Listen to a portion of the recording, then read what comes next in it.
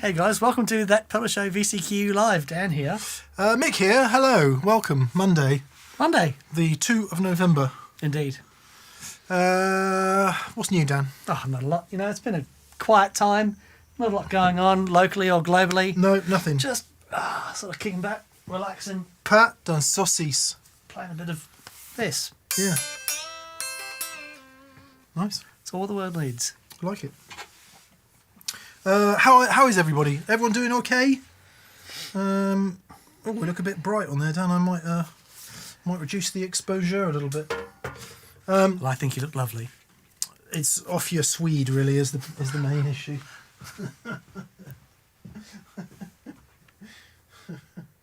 Let's You have to reduce those lights a lot. let's try a stop and see what that does. It's so funny. We had a Halloween thing on Saturday night, and I had a wig on, and it was like I was going as like a deceased Jon Snow. the rest of the costume didn't turn up, just the wig. You mean Game of Thrones Jon Snow? Game of Thrones Jon Snow. Yeah. So yeah. But anyway, had a wig on. Looking at myself in the mirror, going, yeah. What an idiot. Okay, well, we're straight in then. Milton H2O. Milton H2O. Maybe you work in water or something. H2, whoa. Or you're a diver. Hello from Portland. Well, hello to Portland. Portland, Oregon. I want to... Well, could be, or it might be Portland, Dorset. Okay. Yeah, I suspect it's Portland, Oregon, but it could be Portland, Dorset. Portland Pony. Yeah, Portland Bill. Cool. You ever been to Portland Bill? No. You should go there. Okay. So if you go down to Weymouth, right, Yeah. in Dorset, there's this long road that sort of goes out across the sea Right. to this little, well, not an island. What do you call it when it's not an island, but it sticks out? Country. There's a name for it. Come on, someone will help us out. It is anyway, it doesn't matter. Portland Bill. And down there, Portland isn't not an island, but it looks like an island. And then there's awesome waves and a lighthouse. Nice. It's very nice. And a prison. And there used to be a submarine base. You can imagine with the lighthouse and those awesome waves, you get up to some shenanigans. Therefore, you need a prison. Yeah. Anyway, Milton H2O. Hello from Portland, Oregon and or Dorset. I want to run a wet-dry rig with my Music Man 2x1065 and a Rivera 100 Duo 12. The Rivera has an effects loop. Looking for ideas on how to split my signal. Right.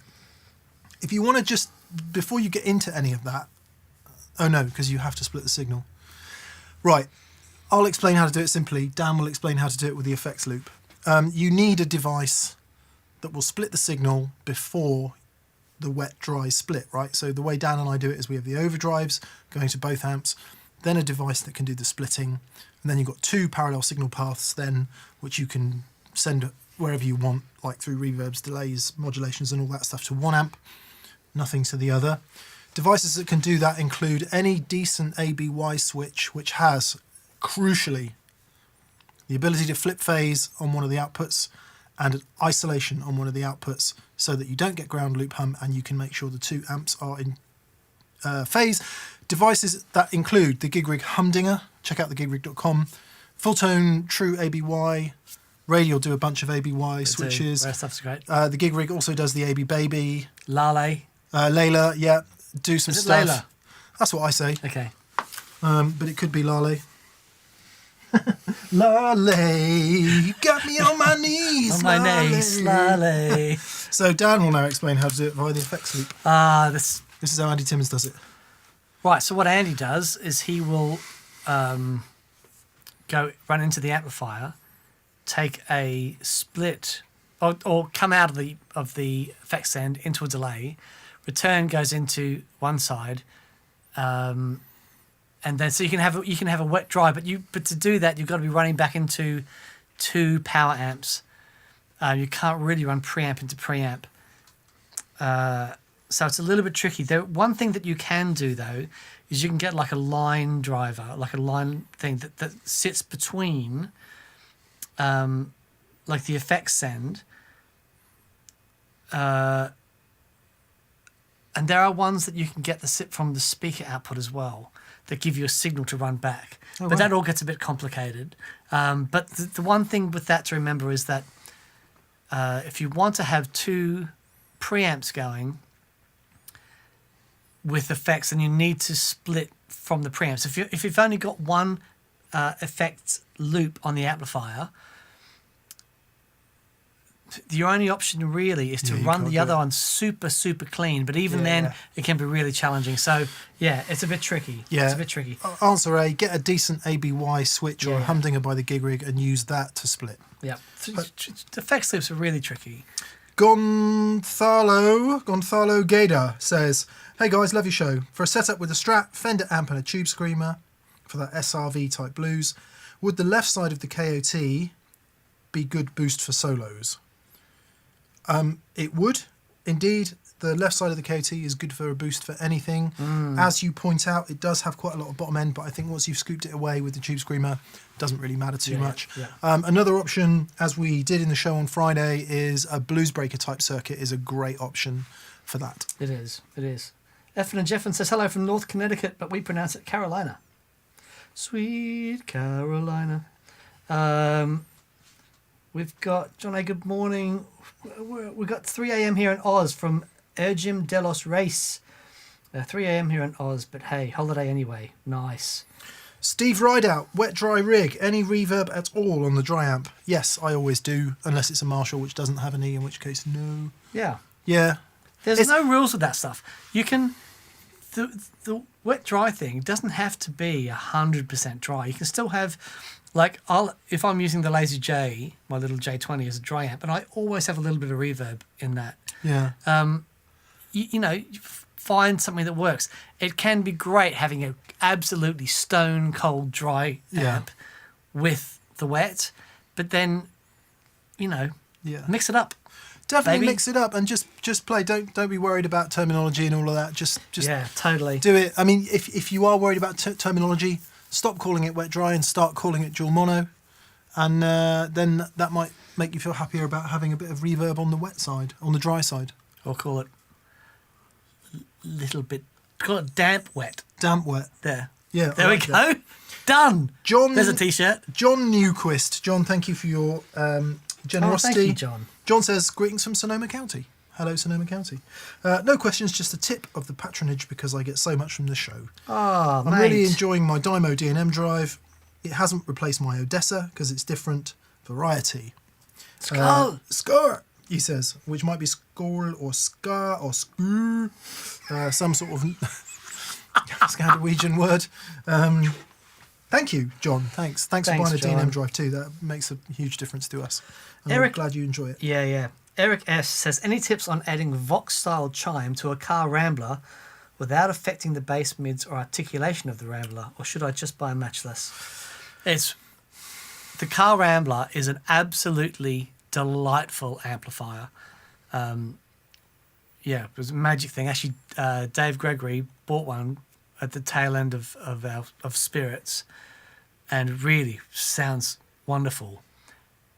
But the Vox thing is different. Yeah. And it's really hard trying to put, if you for what you're doing there, trying to put a Vox chime thing in with an amplifier that perhaps isn't naturally, isn't a Vox.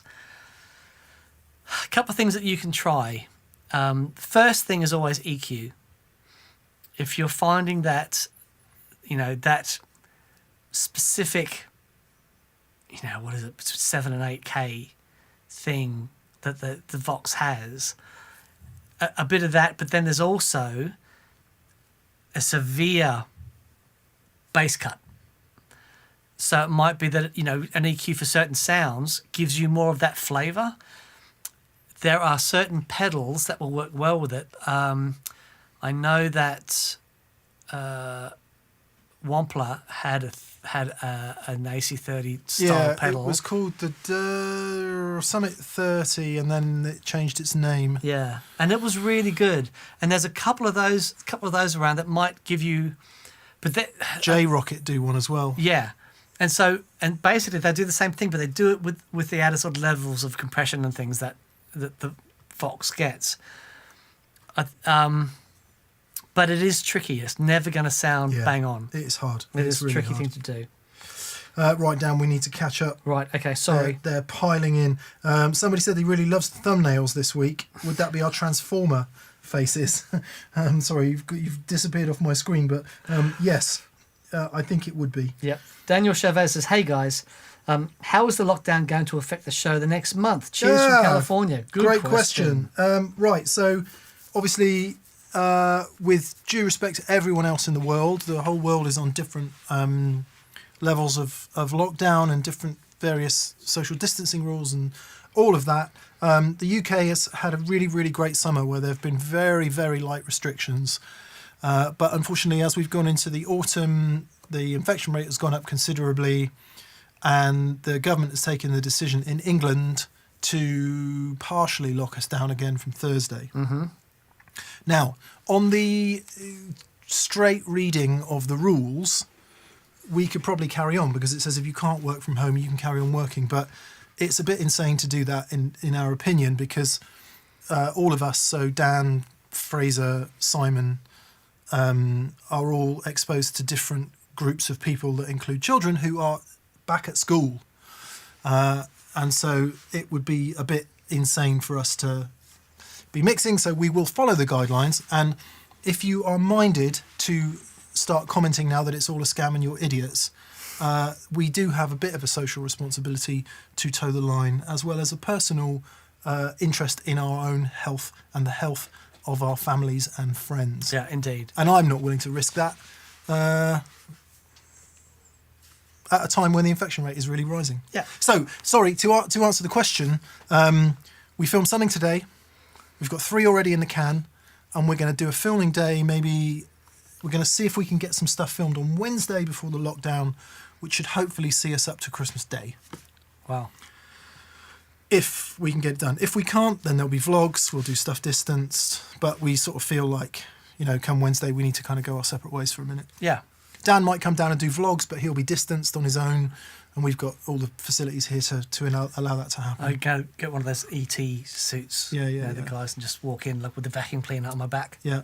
That stuff. So yeah, that's how it will affect us. We hope we'll have enough content to take us up to Christmas. Give it but a then go. Who knows? Yeah. John Pardo, thank you, mate. There's no question there, but I'll keep an eye out for it. It might come through. And also Severe Bash, same from you. I got no question from Severe Bash, but thank you. Elliot Muller, hello. My Strat feels lame, Jack LeMay, after getting a Silver Sky. How can I differentiate it? Thinking new neck. He hates the Modern C and pickups. It has Fender 59s.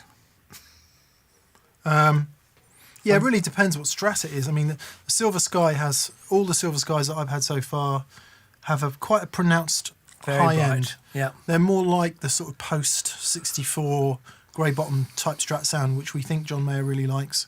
And to me, they all have an element of that. So it might be that your Strat's a little bit dull sounding. So there's a couple of things you could do there. One is get some brighter pickups. Make sure you've got really good quality pots. And with Strat pots is quite interesting because they might be rated at 250, but a lot of modern pots vary quite considerably. I have it on good authority from people who do know that a lot of their favourite Strat pots measured closer to 280. If he's got a Silver Sky that he really likes, would you ever countenance getting some like hot rails or something in there and having it turning into a completely different sort of animal? My next suggestion was going to be, depending on what kind of Strat it is, if it's a Mexi normal one or an American normal one, it will be routed for humbuckers. Yeah. You can just whip the scratch plate off and have a look. A couple of gold foils. Gold foils is a great A shout. couple of vintage voiced humbuckers, something like that, just to make it different for Yep. you. Because if the Silver Sky is doing that single coil job for you, get the Strat doing something completely different. Yeah. Do Great. a CUDA-caster or something like that on it. CUDA-caster, Yeah, nice. and if you keep it all on a completely separate pick guard with different pickups, you don't need to make any change to the guitar that's not completely reversible. It could be really good fun finding out. I Indeed. personally would steer away from things like new necks. Yeah. Although you've said you hate the feel of it, which is not a good place to start. Sell it Get by one- telly. There you go. Done. Yeah. Red Rover, the FN Game Cat, says, good morning from California. Researching Kingsley as well as Victory preamp pedals. Thoughts on Victory? Also, more importantly, wondering if you could direct me to a cab that has a power amp included. What was the Victory question? Researching Kingsley as well as Victory preamp pedals. What are your thoughts on the Victory preamp pedals?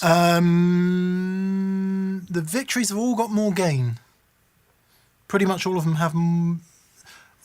actually, let me say this another way. Have less clean. So if you want something really, really clean, very hard to beat the Kingsley Maiden. Really, really hard to beat that. So good. And then all the Victory ones tend to be pretty gainy. There's a new one out, the Copper, which we've just taken delivery of. So we'll plug that in and have a schwang with it.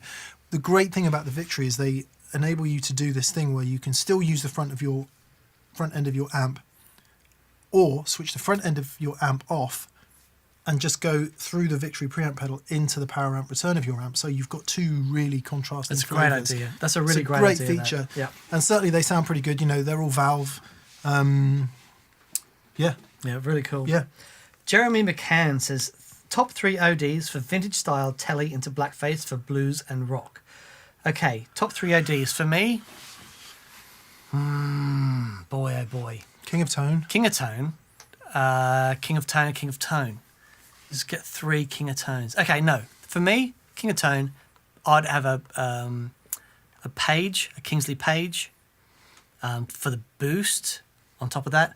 But I'd also have an Analog Man modded Tube Screamer with the Bad Bob boost in it. Yeah. Get those 3 in there. And for anything that doesn't have a 3-month waiting list, Dan and I were both super impressed with the Brown Amplification Protein. Protein, man. Last Awesome. week. Just a really great all-rounder. Really, really great all-rounder, in fact. Yeah, I'm just going to stop there. I mean, there's a million overdrive pedals you could buy, but that would work. Indeed. Protein Dual is the one we had. There's a straight single one as well. Tom Haviland says, don't think I've seen my favourite overdrive on the show, the MXR Shinjuku. Have you ever tried it? Very high headroom. No, we've been to Shinjuku. And I tried it once and I'm struggling to remember, but... wasn't it the DS, it was a distortion, the... El Diablo. No, it was the MXR that had the picture of the geisha. Oh yeah, so it's still there, isn't it? That's what I thought. I couldn't see it. Where's it gone? Oh, there it is. There it is. That's the way, no, that's way huge. Yeah, that's based on that's a move on from the SD9? SD9. Right. Yeah, the Probably Shinjuku completely is, wrong, Shinjuku. It's Dumbly, isn't it? The Shinjuku, I Oh, think. right, okay. Yeah, we should get one. Chris We'll Allen, give it a go. first time joining one of these. Well, welcome, Chris, and Welcome, thanks for Chris. being with us. Just wanted to let you know that my 1-year-old daughter only stops causing havoc to watch Peppa Pig and that pedal show. Yes! Do you have any Yes! TPS baby grows coming to the store? If Catherine's watching this, she is currently packing orders. We had a very busy weekend. If you're watching this, Catherine, Chris Allen would like more baby grows in the store, please. That's technology for you. We did a few, and they took blooming ages to sell, and they're really expensive. Nice. So, yeah, we'll do more. Excellent. But based on TPS's usual business practices. Riku KS says, pedal for singing blues rock lead on a Strat bridge, or stack or alone. I have a Sweet Honey, Broadcast, Soloist and Archer for overdrive, but they don't do it. Sweet Honey gains up and gets there, but mostly I need it for low gain. So a pedal for singing blues rock lead on a Strat bridge. Tube Screamer. Tube Screamer. Because you lose the sizzly high end, you get a boost in mids where the Strat really needs it, and what that gives you is a bit of musical feedback for your singing. Sorry, it's my asthma. It's coming back. This could be it, Dan. This could be it. This could be the moment. Do you want a glass of water? I might get a glass of We'll water. get you one in a minute if you like. Oh, thank you, Fraser. Oh, Fraser's in the game. Let him go. Quick, now he's gone. Yeah, I would say a Tube Screamer. Because those other pedals that you mentioned all stack really well with the Tube Screamer as well. Yeah. So you might find a combination of two of them, roll the volume back a tiny bit on the Strat there, gives you this really lovely singing sustain. But that mid hump in the Tube Screamer is really crucial to get the sustain, I find. And that's where you can do the Landau thing, just ease on the volume, or he does it via a foot pedal, but anyway, ease on the volume and bring that feedback in. It's a lovely thing. And I'm going to say, try a treble booster. As long as you've got the tone control on the bridge of your Strat and you can dial it back, stacking into any of those pedals that you've mentioned with a treble booster, tightening up those mids, but giving that touch response still, I think is worth a shot. But I don't know. I don't play Strats. Yeah. As soon as he said treble booster, I'm like, but you know, Rory Gallagher, treble booster, AC30, Fender Strat. Not a bad thing. Hard to argue with that sound. Trevor Ilashuk. Good morning, gents, says Trevor. I loved the video on Friday. Thoughts on the G3 Atom versus the G2? Oh, interesting. Okay. This is a conversation I have had with myself, Dan. Bless you. Thank you, Fraser.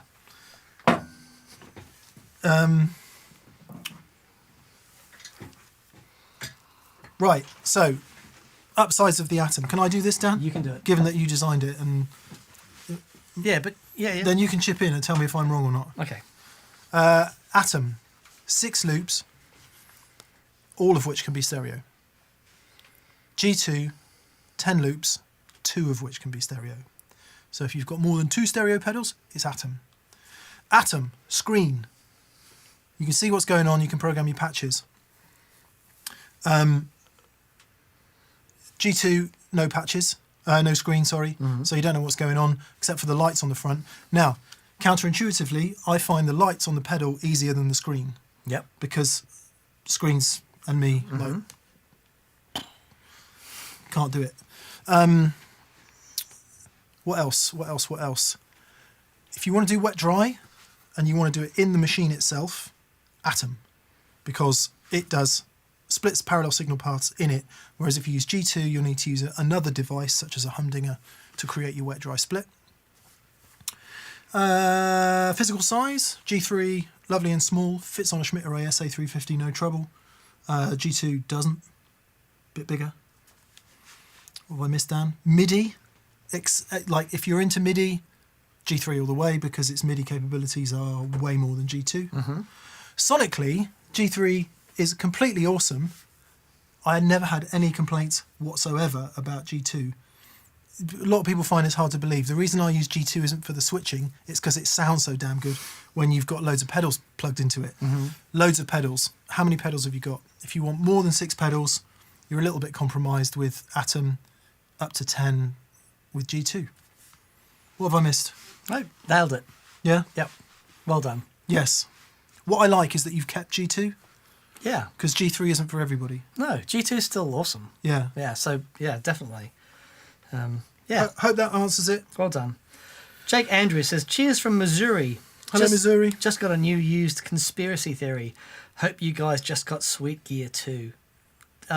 Well, we're both fizzing about a certain reverb that we've been using. And yes, it's sensational. More of that on... I've gone from not wanting reverb on my pedalboard to wondering how I'm ever not going to have this on my pedalboard. Yep. Losing the Plot says, hi guys, lots of love just from down the road in Tisbury. Hello to Tisbury. Hey. I'm wondering about which reverb tremolo pedal to bring out a bit more life in my hardwired AC30, White Whale, Treverb, Flint. Oh. The Flint is really good. It really is good. Strymon Flint for anyone who doesn't know. But I tell you what, as a little googly that I'll throw in here. Where is she, Dan? The Surf and Turf. Mr. Moto? Yeah, there you go. A simple option in a really small box. Doesn't have much controllability on the reverb side. It just is reverb, more or less. But a really nice tremolo, which you can vary the wave shape, is the J-Rocket Mr. Moto. We've used this in front of the amp, in the loop, all over the place. And it's really, really good. Wonderful. Really, and simple. Yeah. So if you're of a mind where you want something easy and simple, that's my number one recommendation. Yep. And if you're of a mind where you want something a bit more complicated and not so simple, the White Whale, for me, is just because you get the you get the proper spring. And I love small box spring reverbs. Yeah. I love the reverb in the RE201. That, you know, those sounds I think is just wonderful for guitar. So it's, you know, the White Whale has that, but the tremolo in there as well. Yeah, it's really lovely. I want to say thank you to Hector Ruiz, Tony, Scott Guitars, Alex Stefan, Andreas AK, Ethan Scaling, Pat Devlin, and Jerry James Edwards. And Pete Melbourne, and quite a lot of other people saying the word I was looking for is peninsula. Peninsula. A bit of land that sticks out. Jerry James Edwards adds promontory to the list there. Promontory, I don't know what that means. Okay. But it's obviously something similar. I think a promontory might be where the landmass is wider. Don't you do a promontory and then do-si-do your partner? Is that, yeah. Got it. Buffalo girls go around the outside. Mark Frankel says, legends. Hope you and your families are well. I have a matchless 2x12 cab, a Marshall 1936 cab. Any concerns with putting it its side to have vertical config?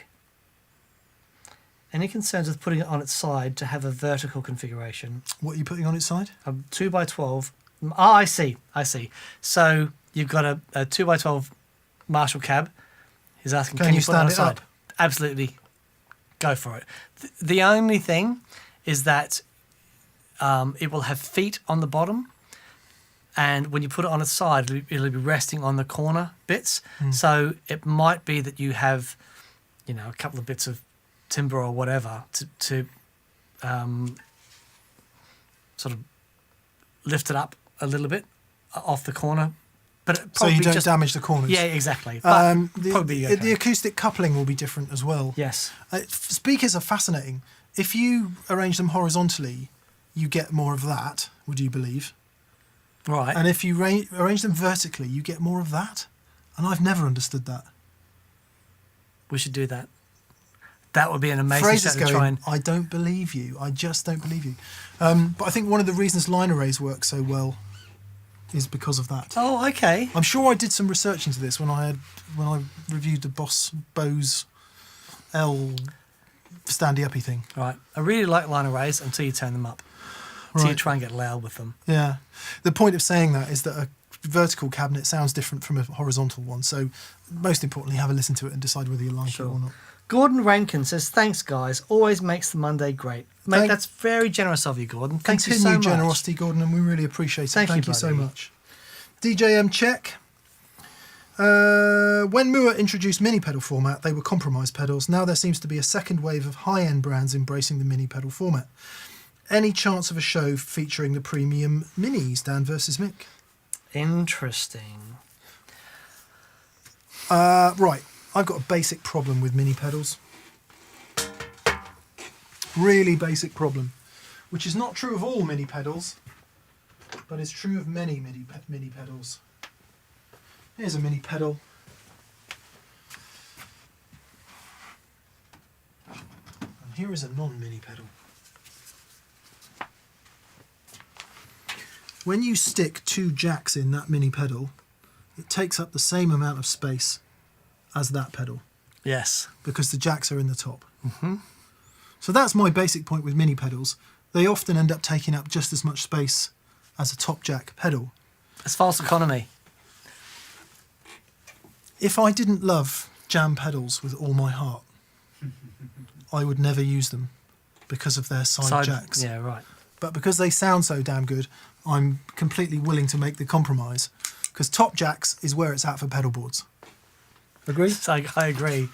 So who said the other day, someone posed a question, you know, with all these switches coming out now, surely the next thing is bottom-mounted jacks? Yeah. Do you see, Mike Analog Man, in some of his pedals now, it's got a really clever thing where there's two holes here and here. Oh, it's got, and you can just move the jack. Yeah, they got little not plugs, like plug things. What do you call them? Rotators? No, blanks, like little blank plug grommet things. Blankety blank. Blankety blanks.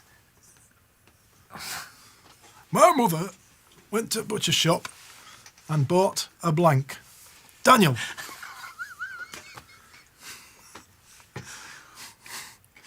I can't. For anyone outside of the UK who never watched Blankety Blank, I can only say sorry. Okay. Oh, mini pedals, yes, and there are some completely amazing ones out there.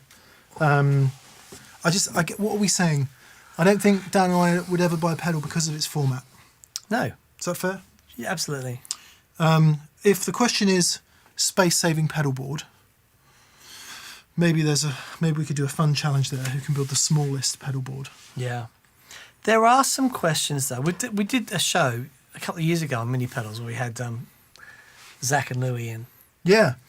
And that was fun. I think the question for me around mini pedals has changed a bit.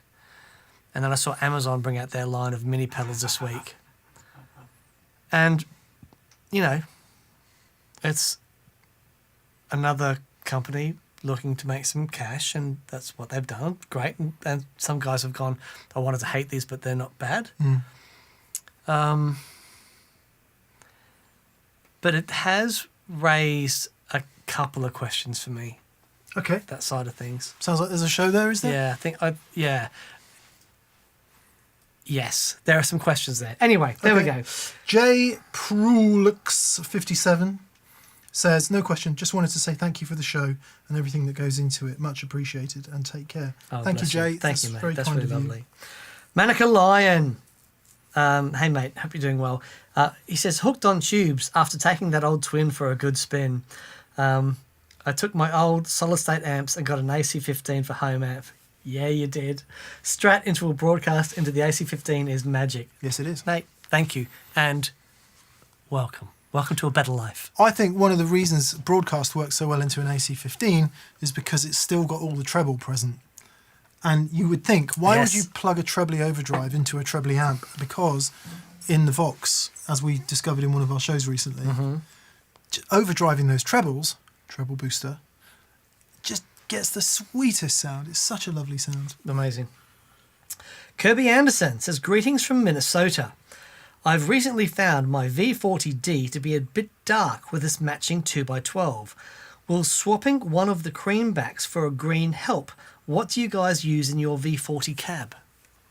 We have the standard 65 watt cream backs, which are a bit, the term I always use is woodier sounding. They've got a bit more wood to them, which is a bit more barky mid-range. And I say barky, which could mean a tree, or it could mean like barking mid-range.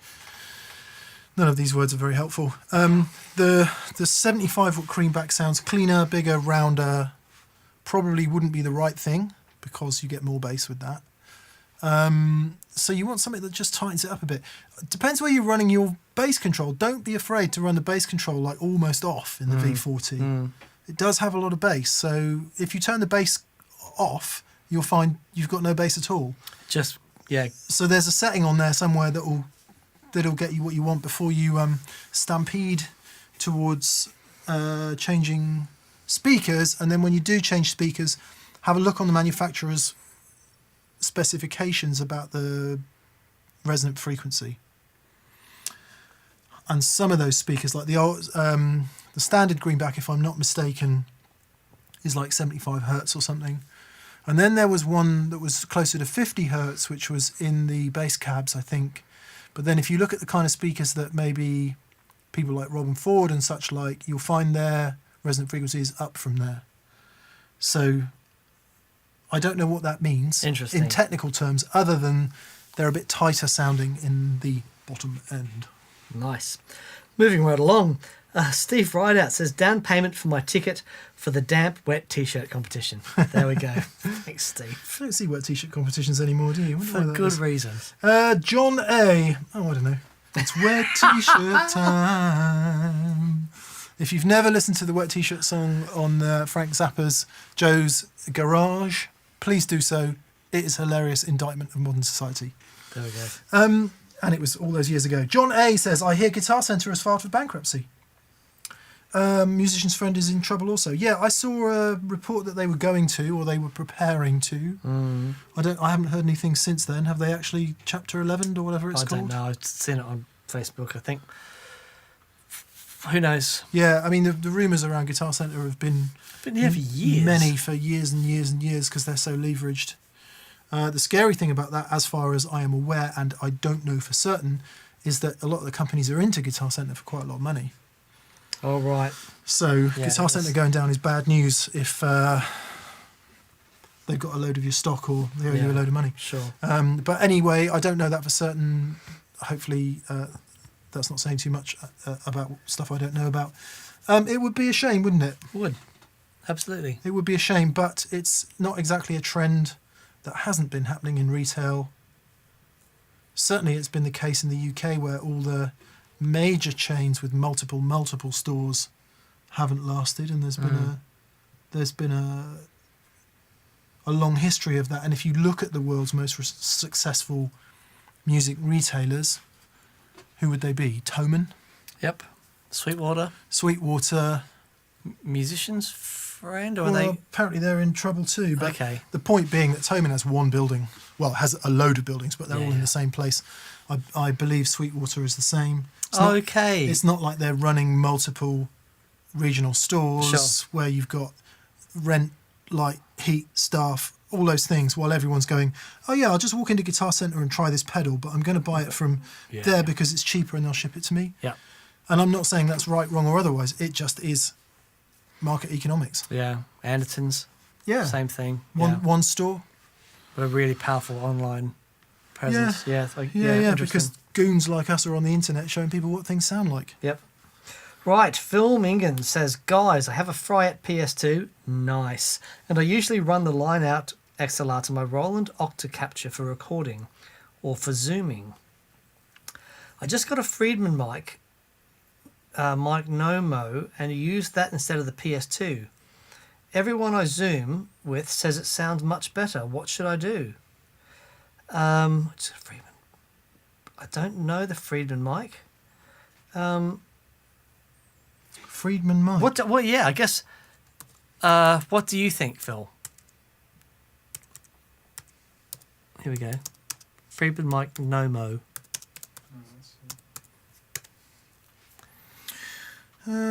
Is it a passive DI cabinet box? simulator? Oh, okay. Oh, mic no more. No more. Mic no more. Okay, I see. Yeah, and it's $99. Wow. Yeah. So what do you get? You get balanced output, ground lift. You can change whether it's on axis or on the edge of the speaker, and a level. So it's a super simple device. And they say it sounds much better than your Fryette. Well, no, because it's not a load box, is it? No, well, I say. So is he saying they think this sounds better than the Fryette?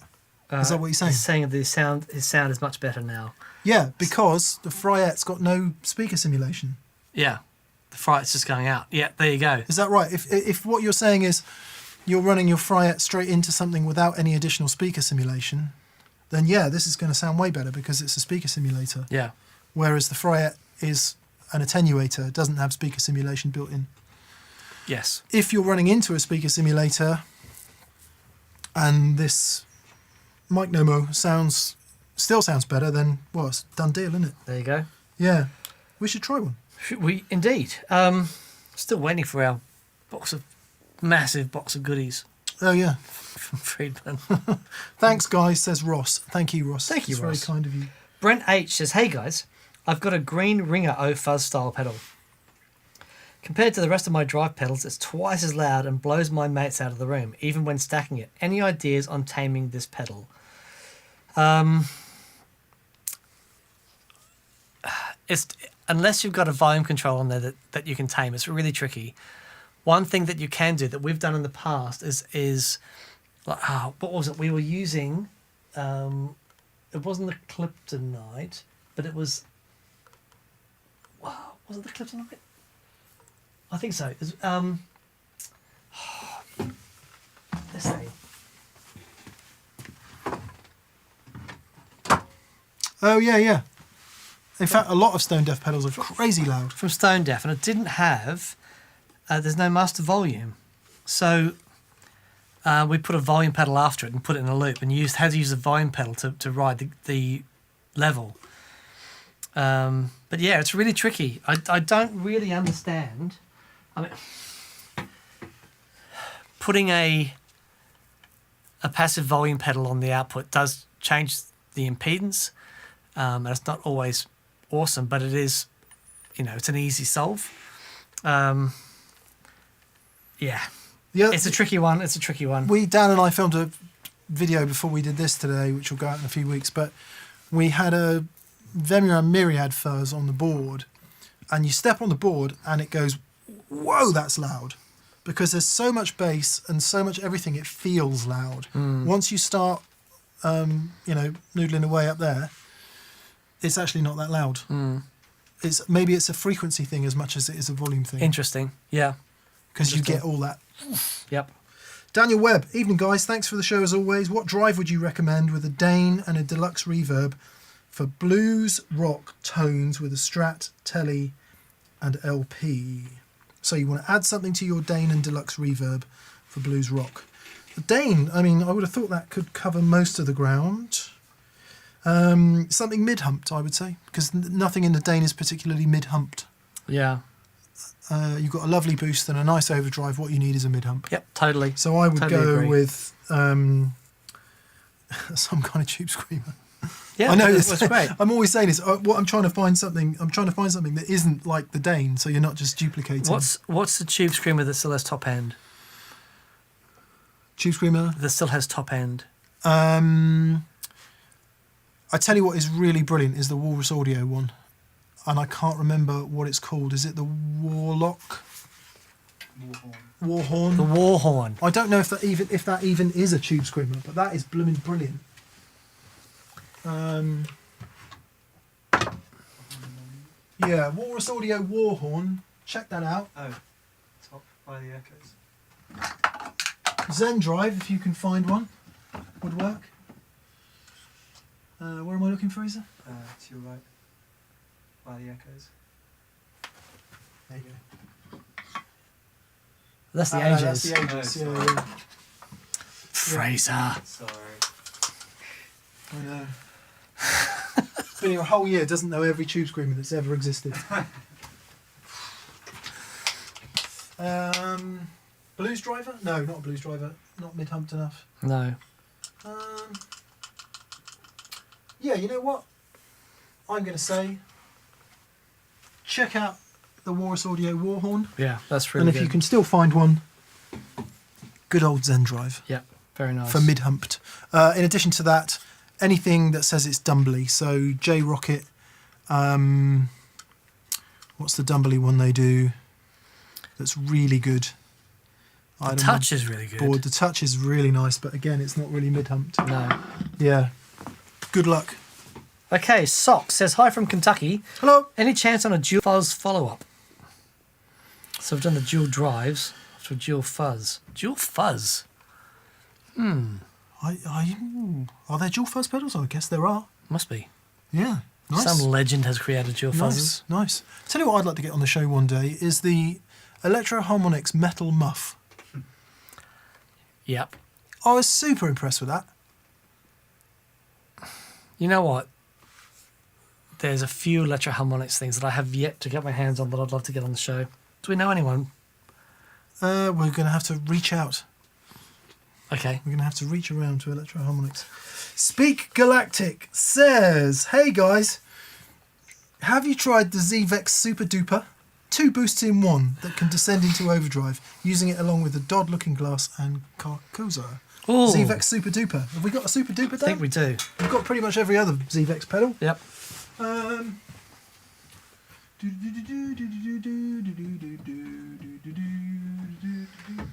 Not there. Could be out in the box somewhere. Sounds I good. think Super Duper yeah. probably means is one side of it a super hard one. maybe. I think we do have one. Sure. What's up there? No. Okay. Anyway. Patrick Highland. Hi from Nashville. Hello, Nashville. Thank you for the music. Giving it to us. Have you guys tried any aluminium or aluminium wood hybrid guitars? Travis Bean or Electrical Guitar Company, for example. Yes. So I was building a rig for a gentleman a couple of years ago, or I should say, we were building a rig, myself and the guys at the shop, and the gentleman came to pick it up, and he had a Travis Bean guitar with him that he'd just won on eBay, and it was fascinating. Like, it was weird, but an amazing thing all the same. Yeah, I mean, it's not the same thing at all, but your preconceptions about such an instrument would be, wow, that would sound really weird. And I'm sure they do sound different. But the one that knocked me on my bottom was a Trussart. Because I'm thinking, man, you make great. a telly-type guitar out of steel, surely that's just going to sound like a, bag of nails. Like a telly made out of steel. Yeah, blimey, they sound fantastic. Yep. Really great things. All right, we need to do this. We do. Sorry, Jay Yelton says would really love a Dan vlog revisiting the Lego delay pedal wiring and setup. So, I am in the middle of what I'm going to do during the lockdown, because I've been toying around with this thing, and I'm building the ultimate Lego Frankenstein delay board, and I've done a bit of it. It's hilarious. It is hilarious. It's ridiculous. 5 whatever will turn up, and then a box of 5 more whatever will turn up. And I watch this down. I say, "Don't you worry, your pretty little self about it." Yeah. And I'm like, okay, he's off in his shed. Yes, but we're doing that. Yim de los Reyes says, I've always dreamed for the unobtainium Klon and KOT with my AC-15. I just approximate it with a golden boy and a broken arrow. But have you guys tried the Nordvang 83 drive? I'm tempted to get one. I haven't. No. Nordvang's come up a couple of times in today's comments. Okay. I don't know anything about Nordvang, so if anyone knows anyone at Nordvang, what it is or where they are, please let us know. Yes. Jamie Wag says the Cruiser Juice by Lazy J is worth a try. Yes, it's a great boost pedal.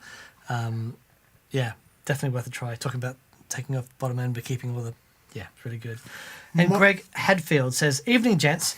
Got any favoured 2 pedal combinations that you think are just asking to be smashed together to create a new dual effect? Well, yeah, treble booster and overdrive. That's not a new effect. No, but for a 2-in-1 pedal. Oh, I see. I see what you're saying. Yes. What am I going to say then? Ring modulator and lo-fi loop junkie. Nice. Perfect. That is new. What else? There must be something in the modulation sphere. What have we got? Chorus and phaser exists. Vibrato, chorus and tremolo could be quite cool. Okay. About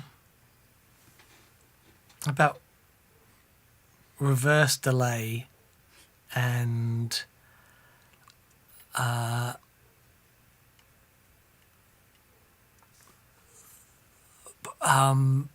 envelope filter. There you go. Reverse delay, envelope filter. Reverse delay and envelope filter. Done. And, what about a fuzz and a buffer? Anyone? That could work. Ross says, just thanks, guys. Thank you, Ross. That's very kind. Thank you, mate. Michael Whitney. Hello, Michael. He says, greetings. I love the show. I want to pick up a new fuzz. Thoughts between the Shigeharu by Caroline Guitar Company and the Swollen Pickle. I don't believe I've played either. We have played the Swollen Pickle. Have we? What is that, a muff? I think so. I think it is. I could be wrong. Way huge, right? Yeah. Okay. Yeah, it is. I'm sorry we can't be any more help, Michael, that we haven't played either of those recently enough to offer an opinion. We have played them, but I just cannot remember. From what I can gather, everything Caroline Guitar Company makes is blooming awesome, isn't it? Yeah, it looks so good. Yeah. David Burke says, loved the Protein too. Thought you'd maybe buy enough pedals, but you've egged me on. There's no way I can resist. Sorry, Protein way. Very good. The eggs, yeah, got it. Glenn Well Marion done. says, question everything. COVID is a vehicle to create a 2-tier society. That's all very well, Glenn. We've got to pay our mortgages. We've got to pay our rent. We've got to pay the gas bill. So it may well be a terrible conspiracy, but in the meantime, I don't want to die or go broke. So thank you for your thoughts. There we go. Jim Delos Reyes says, OMG, I just noticed the tomato tone t-shirt. Now, we're supposed to be asking Joel if we can sell these. We might do some and just do a small run, and Joel will have some as well. Brian Garcia, hi from Tampa. Hi, Brian. What tips do you guys have for first-time mixing? Any resources or advice that help you two when first starting out? I was able to learn video editing in about a day, but audio editing mixing seems more daunting. The best tip I can possibly give you for mixing is I just give it to him or Fraser. Or, like, I'm terrible. There's something. I just want everything louder than everything else. Yeah. So I just keep pushing it up. Okay, I don't even know where to start with this. The tips on EQ. Cutting is always better than boosting. Fraser? Yeah. One thing that I find really useful is having your favourite records on hand. Okay, yeah, that's so okay. you can get, because what you get is, so I'm talking as an amateur, right? I don't have ears in the way that Fraser has ears, and really good mix engineers and producers have ears. So that always having a reference is really useful, because you're like, wow, how loud should this kick drum be? I've got no idea. Go on the interweb and Google sound on sound EQ diagram. And I don't know if you'll be able to find it and download it, but Sound on Sound gave away this fold-out A3. Is that with all the instruments on it? And it had the church organ? Saxophone, church organ, voice. And they use things like chest, hair. So you can go, right, bass guitar, and it's not the answer to your problems, but it's a place to start. Okay. So you know that you can safely... There's not a great deal of frequency below whatever on an electric guitar, so you can just get rid of it. And one of the things that I've learned this year about mixing is there's so much extra crap going on down below 50 hertz that if you get rid of it all, you can make your mixes like way louder. Right. Because all that energy isn't being taken up Interesting. in the bass, Okay. etc., etc., etc. Times 2,000 things that you're going to learn by people who really do know. But yeah, if you could learn video editing in a day, to me, mixing music is as much art form as science. Sure. Like So it. good luck. Fraser, any other tips? Listen to a lot of stuff on one thing. Get used to how it sounds, your favourite songs, and you can download sort of stems and just practice. Oh, that's That's really good. You can download sort of like old Queen stems. Yeah, I remember the Queen things stuff. like Yeah, that. yeah. Oh, Just wow. search on Google and just practice how to play. Just in case you didn't catch that, Fraser was saying, listen to loads of stuff on like a reference system that you know, so that you're not constantly dipping in and out between different things. So preferably on the machine that you're going to use to do it. And apparently you can download various stems of songs to load into your machine and have a practice, because you'll be familiar with the final mix. Can you imagine doing a mix with all the Queen stems, going, yes, we've got this nailed, and then you import your own stems and just go, story of my life. Right, William Whitty says, hey guys. Hello, William. My fortnightly inane question for you both. Have you considered getting a guitar with Firebird pickups or mini humbuckers? Love from Ireland. I had a Gibson Deluxe. That's got the mini humbuckers. Les Paul Deluxe. Gibson Les Paul Deluxe, even. Yeah. And because, massive Neil Finn fan, and he plays one of those live, and my mate was selling one, and I got it, and I did a gig with it, and I just couldn't get a note out of it. Was it heavy? Yeah, because they're plier, they're Some of them are sandwich bodies. sandwich bodies, yeah. Yeah, I just didn't have I wasn't man enough to get a tone out of that thing. But Neil sounds great. However, man, Dave Gregory's Firebirds that he used to play live with, far out. We should delve into it a bit. It's quite tough because Dan and I have got an embarrassment of guitars, most of which we never play. So adding That's the plural for the guitars. Yeah. An embarrassment of guitars. Yeah. The collective noun for lots of guitars is an embarrassment of guitars. Loads of which we never play, and it is embarrassing. So adding more to that would be entirely the right thing to do. Indeed. DCK Strat 90 says, Lockdown vlogs on how you set up your guitars. Oh, yes. Not that I've got any idea what I'm doing, but I'm happy to do a vlog on it. Did you watch me filing a nut earlier on today, Dan? I did. I was really impressed. I wanted to put 11s on Transit Van for something and tune it to E flat. So I'm there with the nut file, and Dan's like, look at you with your nut file. And what went through my head was, if I ever put this on the internet, I'm going to get so much hate. That's the trouble. Dan and I are not professional guitar people. No. So we take our guitars to Johnny Kincaid. I'll generally, apart from changing strings, if I ever need anything doing, I'll take it to Johnny, because he's a magician. Yeah. And it's knowing what to do with that stuff. It makes all the difference in the world. And you only learn it after doing it 1,000 times. Yeah. Or 100 times. Yeah. Or maybe 20 times. But at least more than once where you get it wrong and go, oh, crap, I need to take this to someone who knows what they're doing. Yeah. I'd be willing to talk about Strats from a beginner's point of view. Okay. And then I can watch all my much more learned friends jump in on the comments and say, no, you've got that wrong. You got to do it with the voice, though. Maybe we get somebody on Zoom and do it that way. Okay. Yeah. Cool. Here's a good question. Bjorn Paul Music says, which of the dual overdrives would work best with a real clon? I have the Gladio, but the mid-hump is too much from both pedals. Yeah, I feel your pain there. So of those ones that we played, the ones that had the least mid-hump was definitely the Protein. Yeah. King of Tone's still got a bit of it, but because it's so clear sounding. I love that thing. Yeah, so I would say the Protein. Would you agree? Yep. For the least mid-humped of those? Yep, indeed.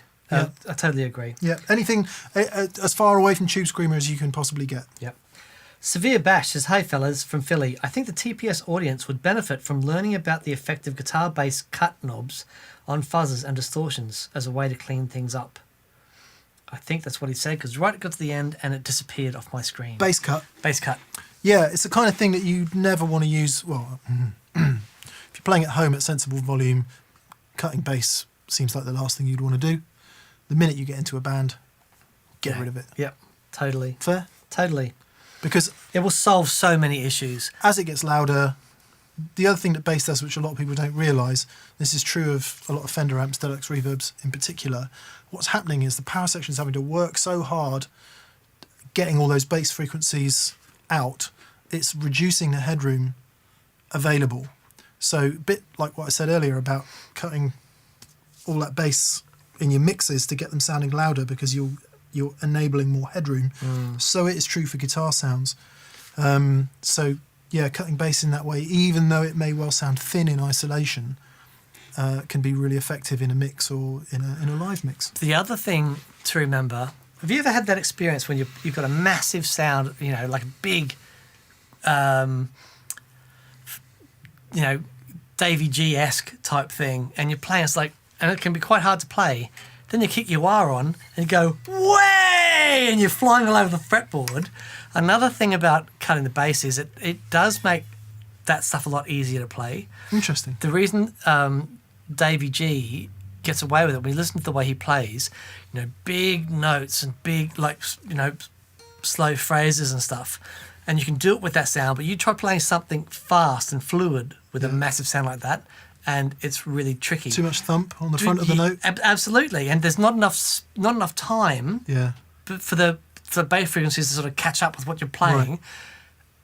Controlling that, if you want to do fiddly widdly stuff, and the best example is when you're playing like that, stick your wah on, and all of a sudden all that stuff is like, all of it. Yep. Yeah. Interesting. Very. David Burke says, having been locked down since March for medical reasons, think Bubble Boy the movie, but not so severe. We hope you're doing okay, David.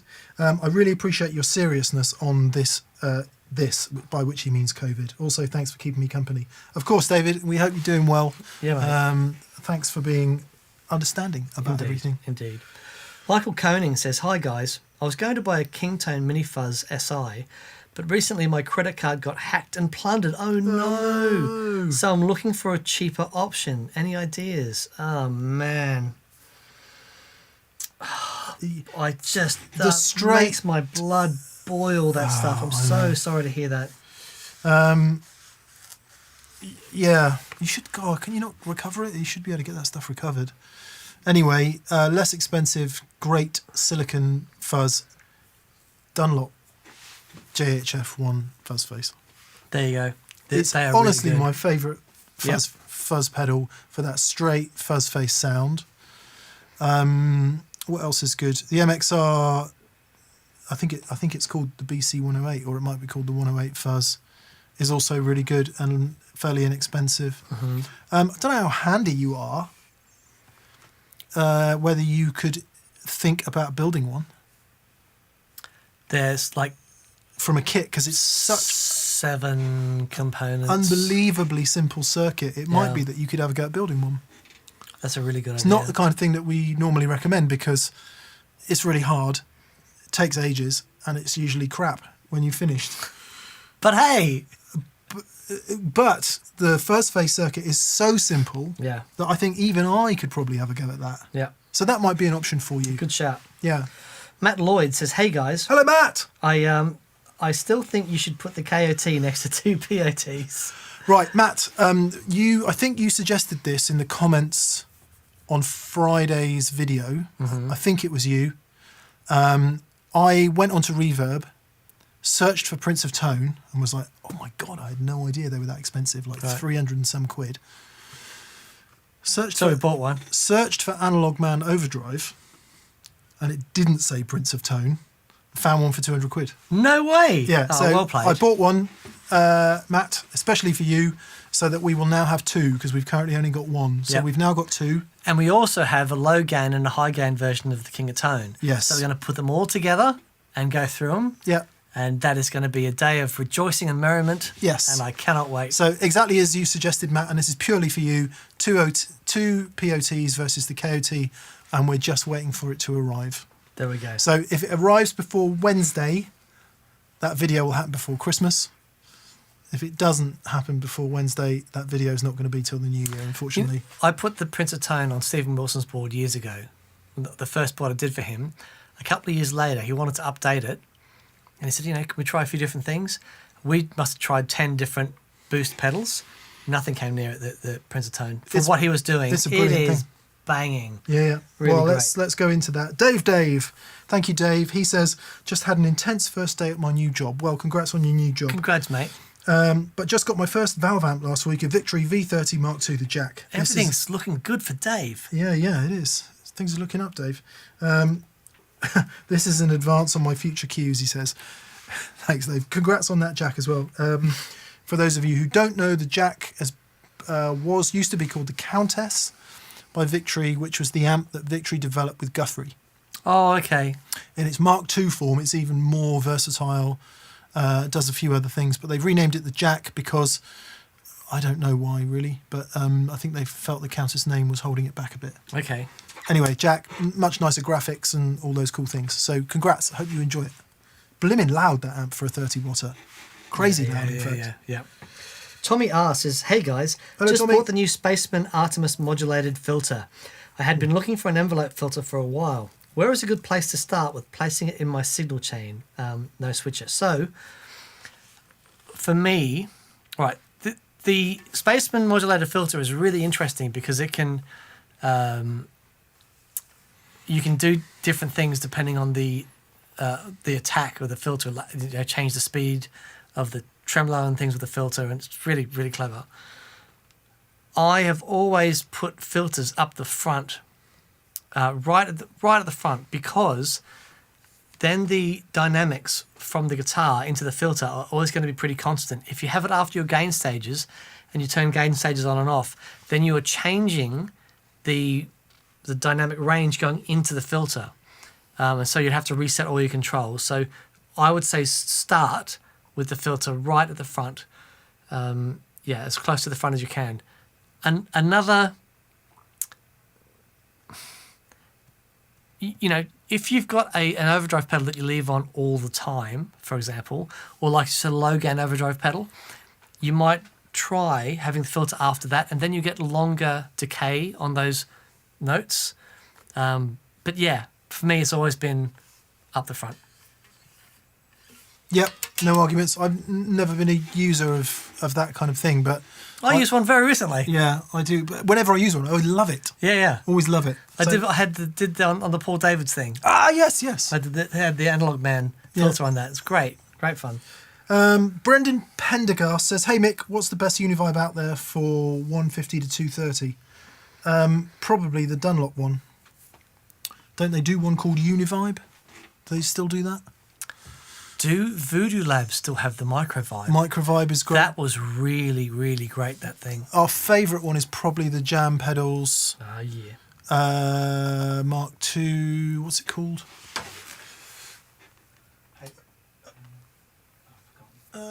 It's the Jam Pedals one anyway. Sorry for Retro Vibe. Sorry, my brain currently doing a bad job. That may well be more than that. I would check out the Dunlop one for that sort of money. Yeah. Or Full Tone. Microvibe? No, Deja Vibe. Deja Vibe. Was always great. You might find a used one maybe. What else? Yeah, I would look at the Dunlop one. Yep. I would look at the Dunlop one. Yep. Martin Greville Gidding says, "Hi guys, awesome show last week. How many pedals would you expect to set up on the G3 Atom and the SA350 XDM with a tuner pedal taking up one space?" Dan and I did the most hilarious pack of a 350 board. Well, to be fair, Dan did it because I'm like, oh, I'm giving up. I can't get them all on there. I need to get a new pedal board. And he's like, no, I think we can do it. And Did you take a picture of that? There were 8 pedals on there. Awesome. We didn't just take a picture. I did some video of it. So that's a vlog you can expect over...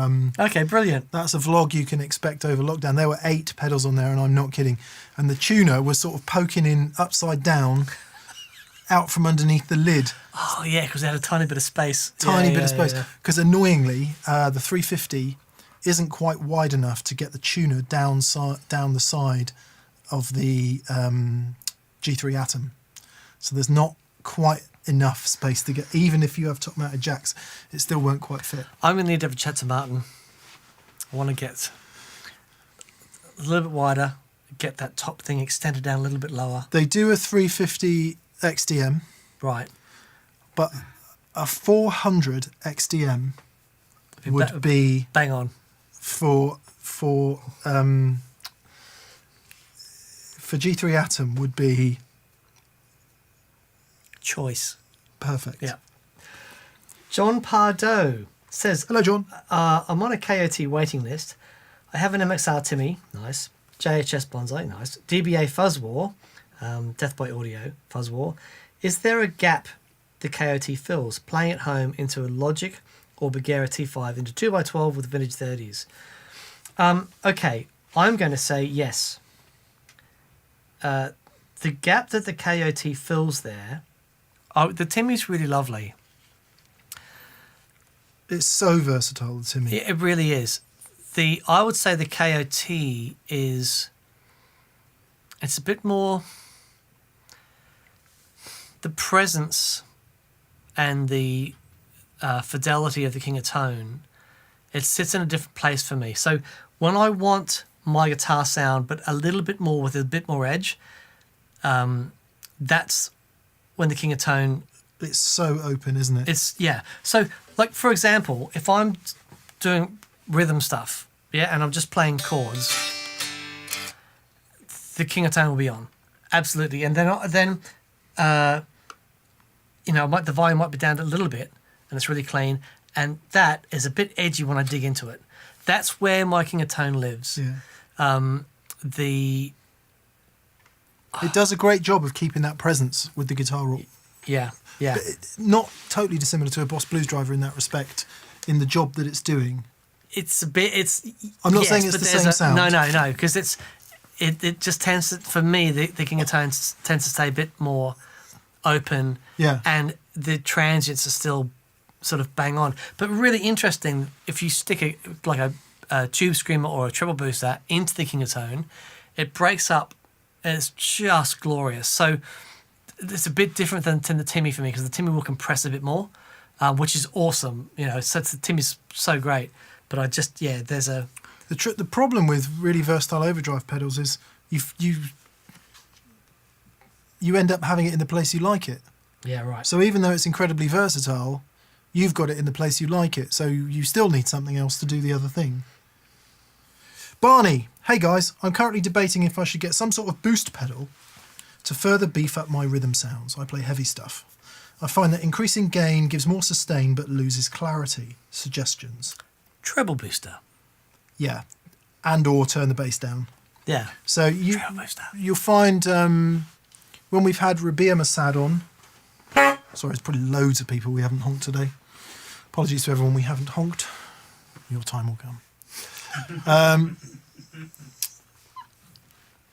Whenever we've had Rabia on, Rabia's always he talks about this a lot, about making sure the bottom end stays tight, even to the point where on his Victory Kraken amplifiers there is a bass focus switch which takes out the bass, because when you're playing heavy stuff, particularly if you have an extended range or down-tuned guitar, the extra bottom end frequencies that the guitar itself is making means that you don't have to add more in the amp. Yeah.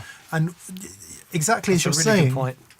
exactly as you're saying, you get the sustain, but you lose the clarity because it gets mushy. So watch that bottom end. It might be that instead of, so what Dan is saying about treble booster, it means that it is boosting upper, mid and treble frequencies, but attenuating bass frequencies. So you'll get that extra gain, sustain on the rest of it, but you'll retain clarity. I find personally that treble boosters can also add a lot of confusion into the upper mids too.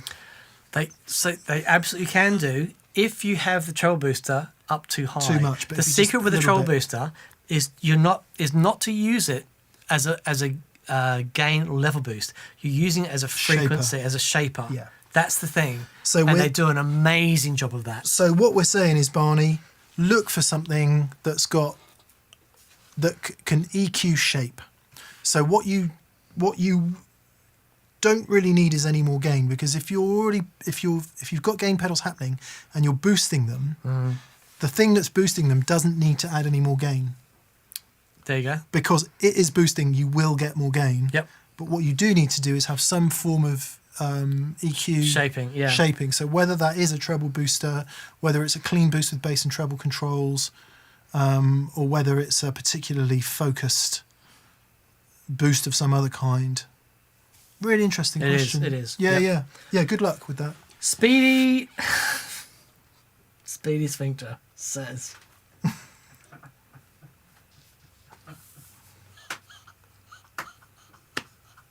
In the meantime, James Hodgson. James, Sorry. thanks, James. He says, thanks for switching me on to wet dry. Adding an inexpensive extra tube amp to my rig has made every pedal and guitar I already owned better. yes, it did. Yeah, wet dry is a revelation when you hear it first. It really is. Right, Speedy. He says, I have a Strat with a Seymour Duncan SH4 in the bridge. Amp is Fender Hot Rod Deluxe. My board goes from a Triangle Big Muff, Jekyll and Hyde, Soul Food, Boss Trem, and Ocean's 11. What do you suggest I add to this setup for indie surf rock type vibe? Interesting. It's some sort of slapback delay. The Boss Trem at Ocean's 11 though, that's really good. Tell me what the pedals were again? Right, Triangle Big Muff, Jekyll and Hyde, which is the Route 66 Route thing. 66. Soul Food, Boss Trem, and Ocean's 11. What's doing the reverb there? Ocean's 11. What is that? It is a electro-harmonics sort of multi Yeah. reverb. And it's I got think- a tremolo. And it's got a tremolo. It's got a TR. It's got a Boss Trem TR2. What's essential in the twangy world on top of that then? What about a short slapback delay? Yeah, that's what I was Has he got thinking. No, a short slapback delay I think would be your next step, because it'll also help when you're doing your twangy lines. It'll also help those lines pop out a little bit more, because generally with the surf stuff, when you've got a lot of reverb and trem, they can get a little bit lost in the mix. Put a slapback delay before the trem, and it'll just help those lines pop out a little bit more. There you go. Some options for that. something like a 89 or a DM2, something analogy. Boss DM2 Wazza. Boss DM2. We really like. That would be perfect for that. MXR Carbon Copy or Carbon Copy Bright or Carbon Copy Deluxe. Really good. Absolute no-brainers. Yep. Nice sounding analog delay. Yep. But you know what? If it's just a really short slapback, nothing wrong with a Boss DD3. The DD3 is unreal. You know, it doesn't really necessarily have to be if you're just using it for slapback, doesn't really have to be necessarily a character delay. It can help the more delay you have, and if you want like a long slapback, having some treble roll off in those repeats can be really useful. But if it's just a really quick doubling delay, doesn't need to be anything fancy ass. Yep. Stephen King says, hi, looking for my first compressor fingerstyle, not country, funk or slide. I want to be Chris Buck. What would you recommend for under 150 quid? How much is the the Wampler? SP compressor from Exotic? Is that more than that? I think it might be. But if you can find a second-hand SP compressor, that's good. The Wampler is a really good shout, I think. The Mini Ego. 110 quid for the Exotic SP compressor. SP. There you go. Exotic SP. That's a good one. Yep. What does Keeley do in that price range? Probably nothing. No, the Keeley compressor. Yeah. There's a 4-knob Keeley compressor that you should be able to get for that, which is also really good. So we're saying Wampler Mini Ego. Are we? Yes. We're saying, has that got a mix knob on it? Yes. Wampler Mini Ego. Exotic SP. Keeley. Something. The Keeley Compressor Plus. Keeley Compressor Plus. Yes, the blend control of the Mini Ego. Okay. Or Compressor Plus from Keeley. Let's just see if that has a blend control. It has an added blend control. It's new. Or it was new. Yes. Right. Keeley Compressor Plus. Wampler Mini Ego. Exotic SP compressor. That was it, wasn't it? Yep. There you go. 3 really solid choices. Boy, oh boy. Andrew CCM, home studio, advantage to wet dry over stereo. I've tried both and I can't decide. It all depends. Okay, if you're... Okay. Why not have both? If you're using something like a stereo delay or a stereo reverb that you want at the end of the signal chain to make things big, that's awesome. But then why not have, for some sounds, have just a single delay on one side? You can have both. Yeah. It's really problematic recording with stereo and wet dry as well, because you're into mixing. Right. You're into pre-mixing there before you've... live it's great because it just gives you this massive sound. Recording is Problematic. quite problematic if you're recording stereo and wet dry sources, unless you're really, really clear about what you want. Yeah. Andy Timmons is really good for recording stereo. He just knows how to record those sounds and make them work in a mix. The album theme from A Perfect World, man alive, his guitar sounds on that, and we talk about how he's recorded everything, and everything's recorded with the effects, like with the tape and everything's far out.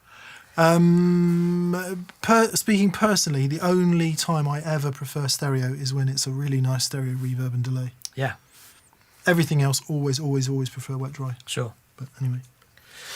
Jonathan Blackwell, I want to use 3 overdrives for gain staging. However, I find it gets very muddy very quickly. What's the secret? Secret is don't have too much gain Yep. when you're stacking them.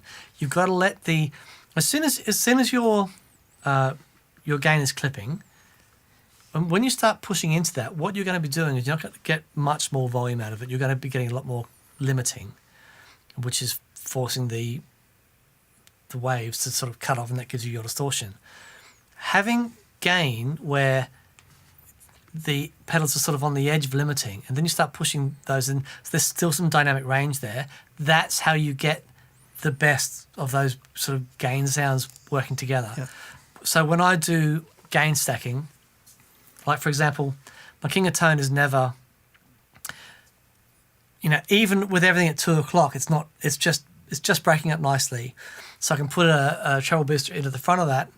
The treble booster isn't slamming it, by the way. It's just pushing it a little bit, and it just breaks up beautifully. Or I'll put a boost after that, but the boost will be quite clean. There'll still be a bit of an edge on it. Like, you know, I approach that like I'm going into a dirty amplifier. So it just still have a little bit of an edge, but what those gain stages are then working, they've still got enough dynamic range to work together. Yeah. But if you've got them dimed, the gain stage is dimed, and you start stacking them, you're already, there's no dynamic room left. There's no, That's the problem, isn't it? So you've got your 3 pedals and you set them up and you go, wow, I really love the sound of that, really love the sound of that, and I really love the sound of that. Therefore, when I join 2 together, I'm really going to love the sound of that. It's like, there's some compromise to be made between the way you set them for stacking and the way you set them for use on their own. And I think everybody watching this, if they've ever done a live gig, will know that you sit at home and you get all your sounds and you're like, wow, that's awesome. Yeah. Buttery under me fingers. Loads and loads of sustain. I really love this. Wah! Get to the gig, step on your last gain stage. Nothing. Nothing, yeah. It just all goes away because you've got too much gain, too much bass, and all that lovely transients and dynamic response and everything that you thought you had Straight down the pan. has gone. Yep. Underneath the drummer's cymbals. And so you're there playing that solo that you've been rehearsing for the last 3 weeks, note perfect, and everyone's going, can't hear the guitarist. So yeah, less gain, less bass, more balls. Yeah, that'll do. Something that I am still learning to this day. Gabriel Rodriguez says, hi gents, Gabriel here.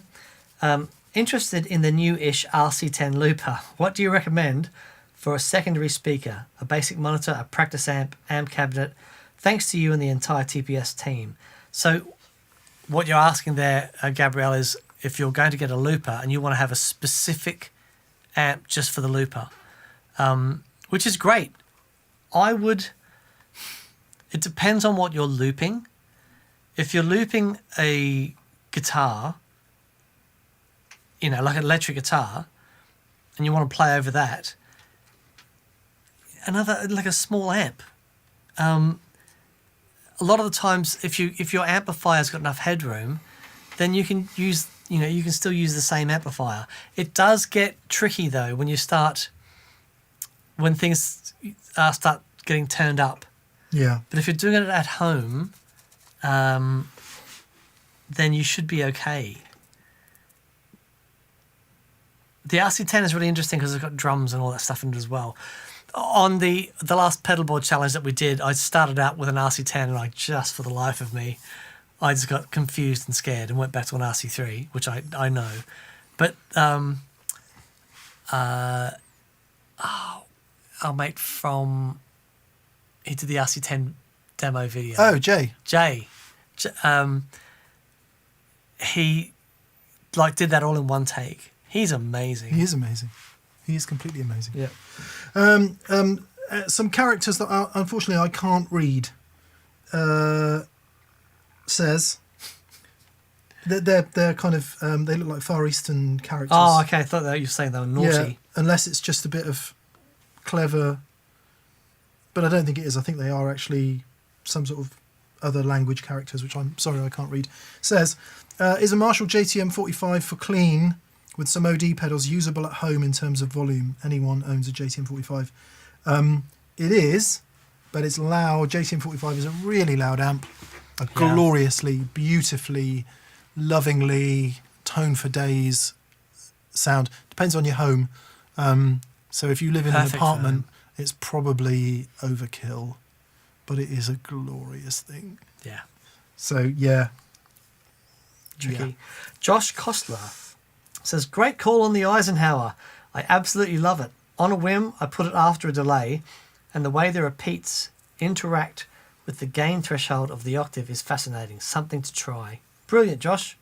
Awesome stuff. Ian Fraser, hello from Newcastle. Hello. Hello. How are you?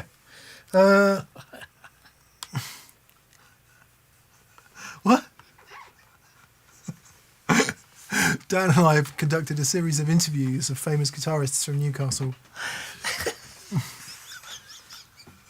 including Eric Clapton. How did that one go again? How Dan? Canny Danny! How's it going? Eric Clapton here from the tune. Hi Eric, lovely to talk to you again. Who's another one of our favourite guitar players from Newcastle? I'm Matthias Sato. How Canny Danny lad?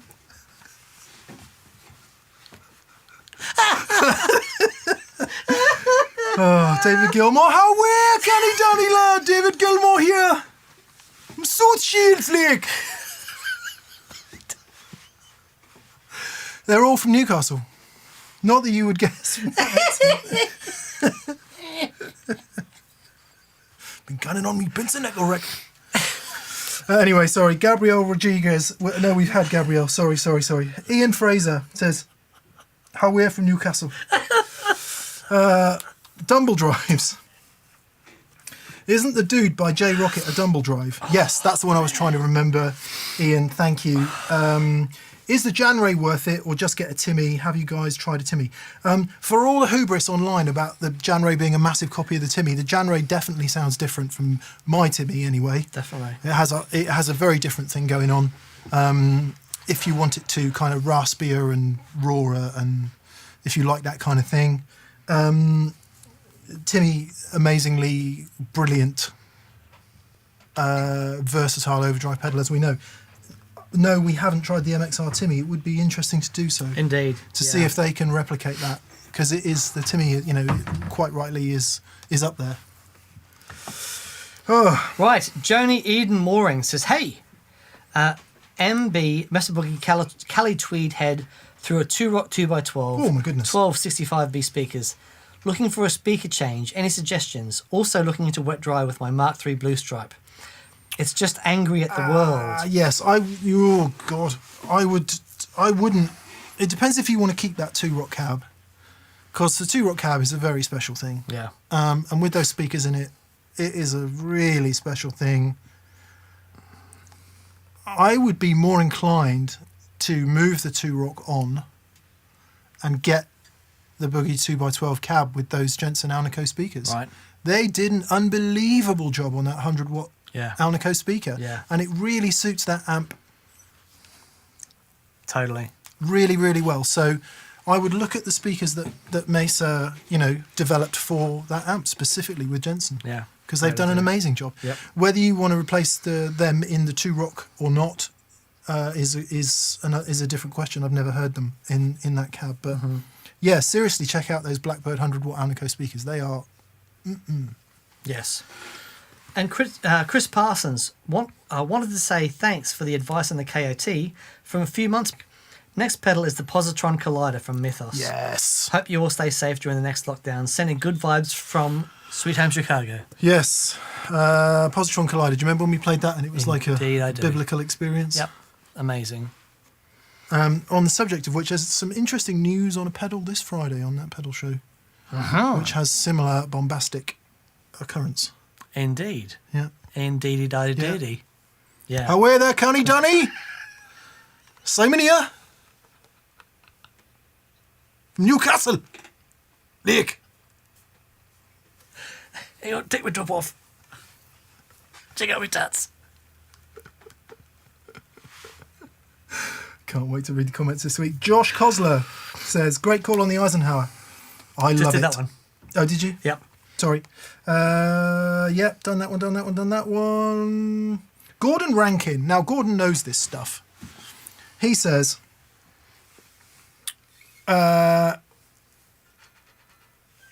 Gordon says, the power curve below 80 hertz, which is lower than your low E string,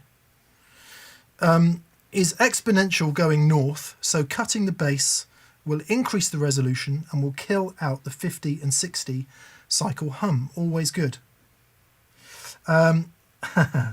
Plus, guys, record at 24 88.2. Fraser's just done that. 24, what's that? Bit depth. What do we record at? 44.1 is standard CD, isn't it? Yeah, 44 116. 44 116, and then 48 we do just because it goes with video. So he's saying a lower bit rate and a higher sample rate. Is that right? No. So 24-bit is more dynamic range. Right. Higher sample rate. 88 is the double of 44.1. Right. Most people do 96. Okay. So it's Sure. same sort of deal. Yeah. Which is like HD audio.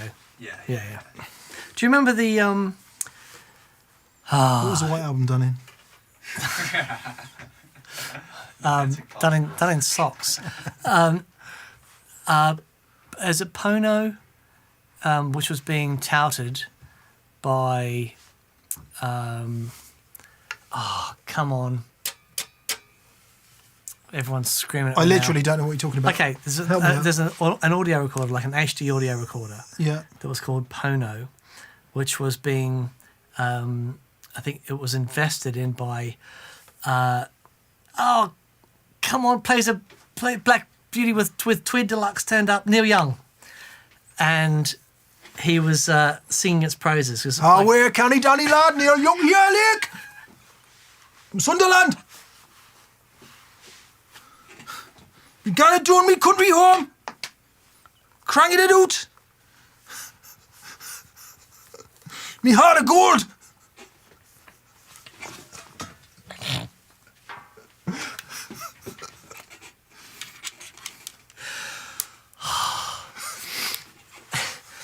Yeah, him. Yeah. Him. Neil Young from Newcastle Neil- on time. Not Sunderland, as I said. I apologise to everyone from Newcastle.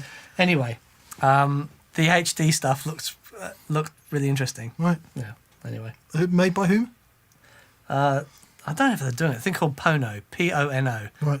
which is a Hawaiian dialect name for joy and love. I don't know. Anyway, Tom Hurrell says, "You guys rock." Thanks, Tom. thanks, Tom. Which double OD pedal would you keep if you could only have one OD? Also, I may be wrong, but it seems you guys prefer ODs and fuzz to distortion. True or false? And if so, why? Okay, I keep a King of Tone. And do I prefer it to distortion? Yes, I do, because the music I play, there's more dynamic range in the King of Tone. The distortion tends to slam things down really hard. Yeah. Too much compression. Yeah. Yeah. I mean, they are the same thing, by the way, overdrive and distortion. Just the character of how they sound is why Yep. we use those words to differentiate. Yep.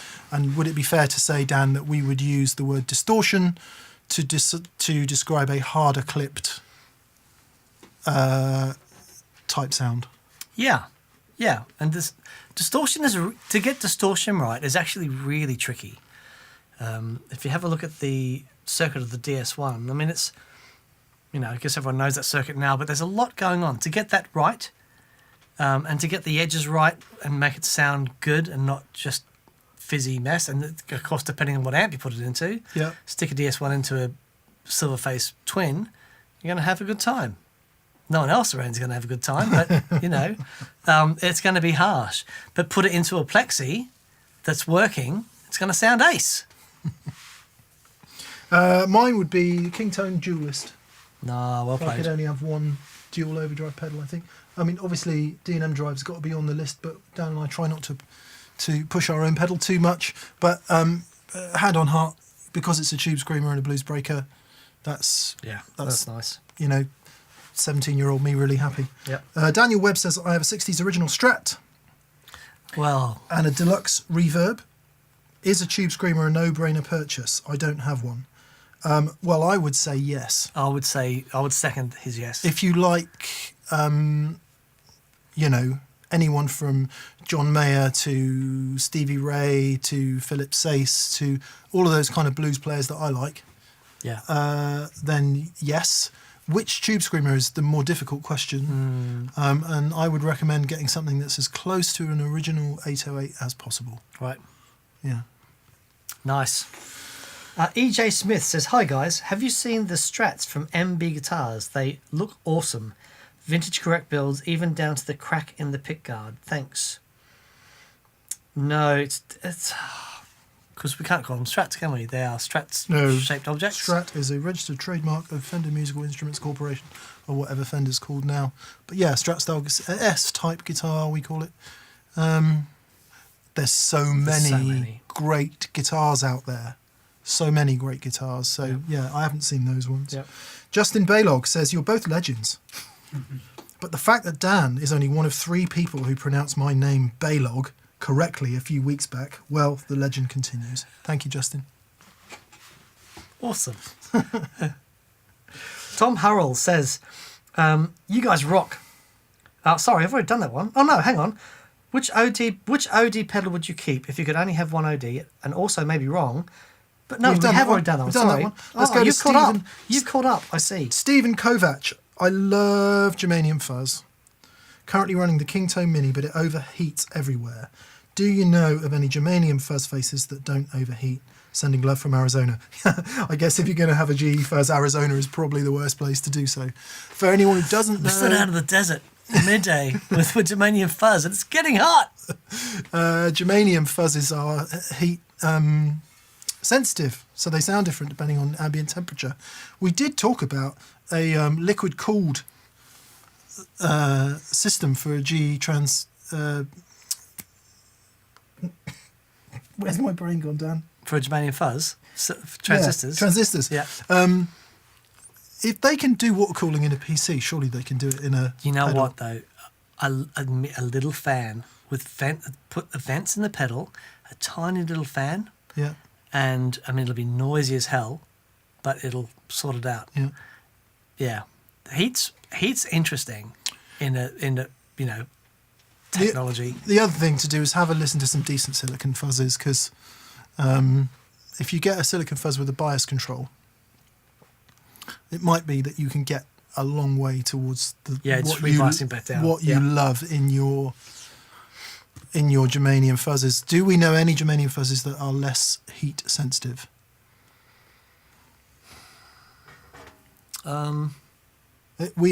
So living in England, it's never been a problem for me. No.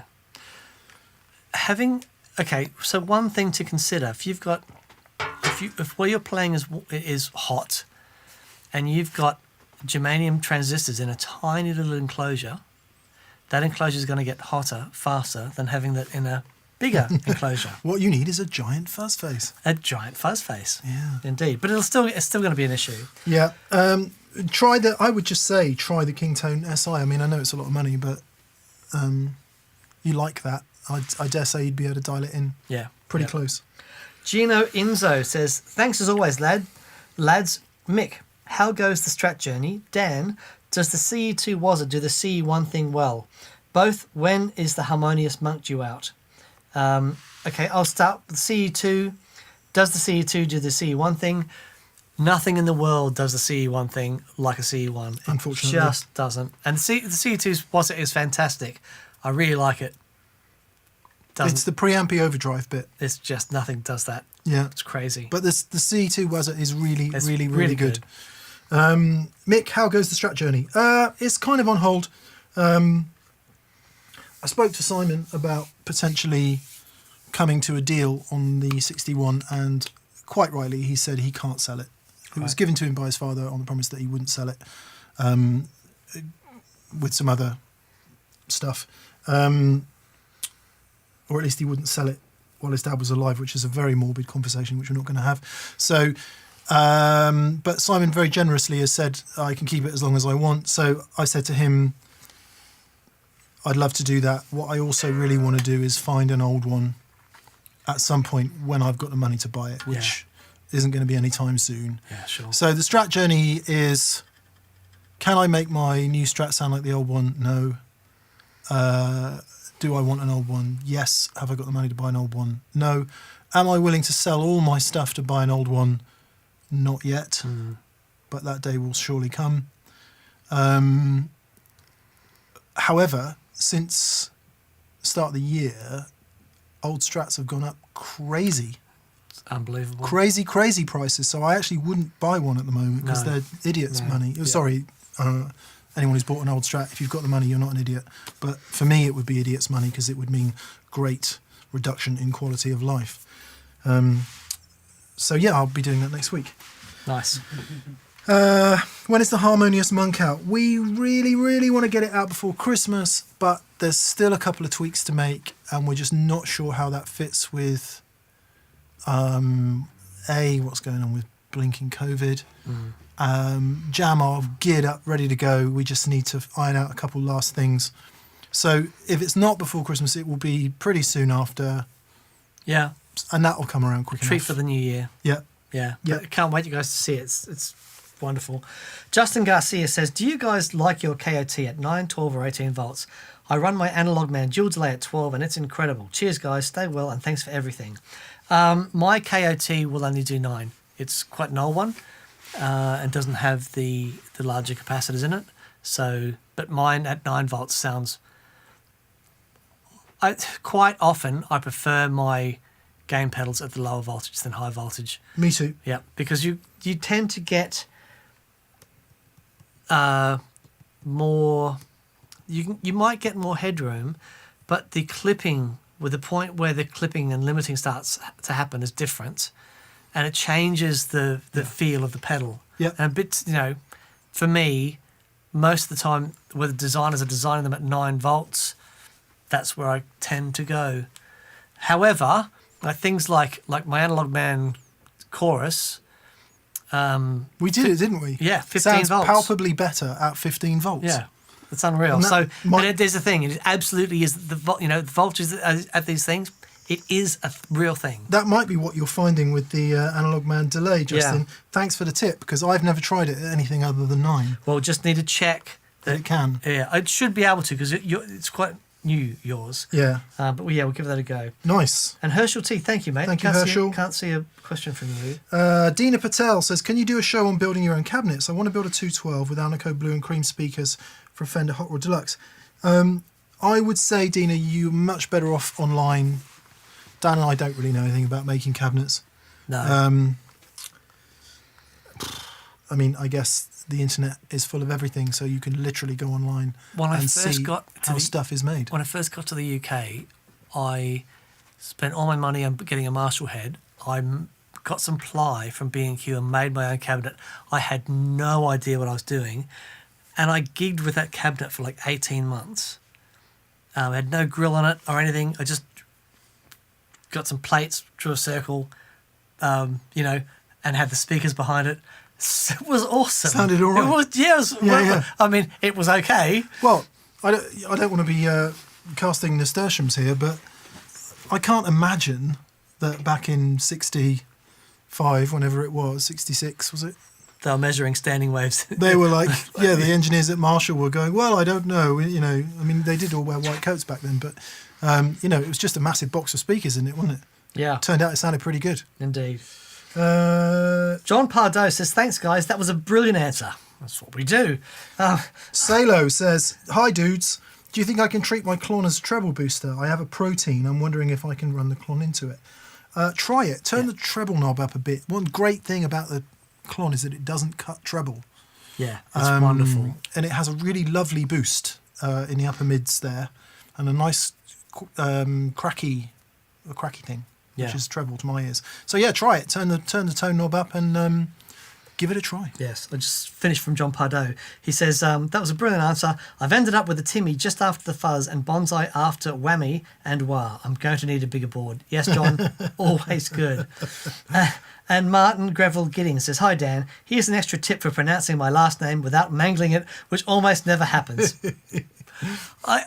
If I don't mangle anything, it's a small miracle. So. Greville Giddings. I can just imagine when you're on the phone to like O2 or whoever it is. They're going, can you spell your last name, sir? You're like, yes, G-R-E... Sorry, was that Granville Goddings? Ad nauseum for the next 3 days, and it turns up and it says... Manuel Grunville Galdings on the envelope. My wife has an unusual surname, and this happens a lot. Right. Yeah.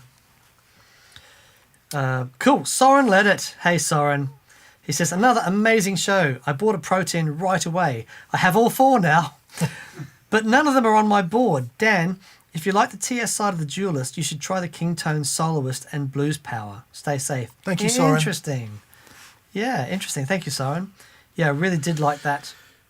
That's the Tube Screamer side. It really did sound nice. M. Houston and 645. Thanks, Soren, for your continued generosity as well. It's very kind of you every week. Mate. Have you tried the Brent Mason Hotwire Dual Overdrive, says M. Houston 645. Has a great blend control to blend some clean back into the overdrive. You guys are awesome. Thanks for all you do. Thanks, M. Houston. It was one of the first dual overdrives I was really aware of, actually, the Hotwired. And I think I watched the demo of Brent Mason, maybe online, doing it. Right. And of course, he can plug into a piece of cheese and it would sound amazing. That's the thing, isn't it? And also, his guitar it's quite an unusual sounding guitar. Yeah. With like the mini humbuckers and stuff in it. And I've seen people play his guitar and not sound great, and then he picks it up and just sounds like a monster. There's a great lesson in there, isn't there? Yeah. In terms of he just found his thing that works for him. what's going to work for you doesn't work for the next person down the line. David Rustad says, way huge aquapus for slaps. Yes, couldn't agree more. Lovely. What a really great nice. shout. Yeah. David Braniff, thank you, David. Well, it says, thanks for directing me to Sound on Sound chart. Lifesavers. You found it? Did you guys see the Adam Jones Les Paul video? Love the track, but what's your thought on the guitar? Gibson $6,000 custom shop. What's the question? Sorry. Did you guys see the Adam Jones Les Paul video? I love the track, but what's your thoughts on the guitar, which is a Gibson $6,000 custom shop? I didn't see it. No. All I'm going to say about Gibson custom shop Les Pauls is, now let's preface this by saying that horses for courses, everyone likes different things, right? Slash, Mr. Slash, with his hat there. So Slash? Yeah. Where's he from? How Danny Canny lad, Slash here from Newcastle. Been going doing the Paradise City League. Playing me Canny Les Paul round me knees. Doing a big market.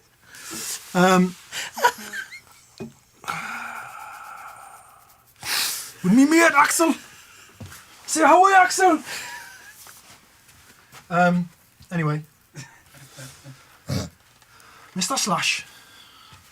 Would you like to sit on me canny looking chair, Mr. Slash? Mr. Slash really likes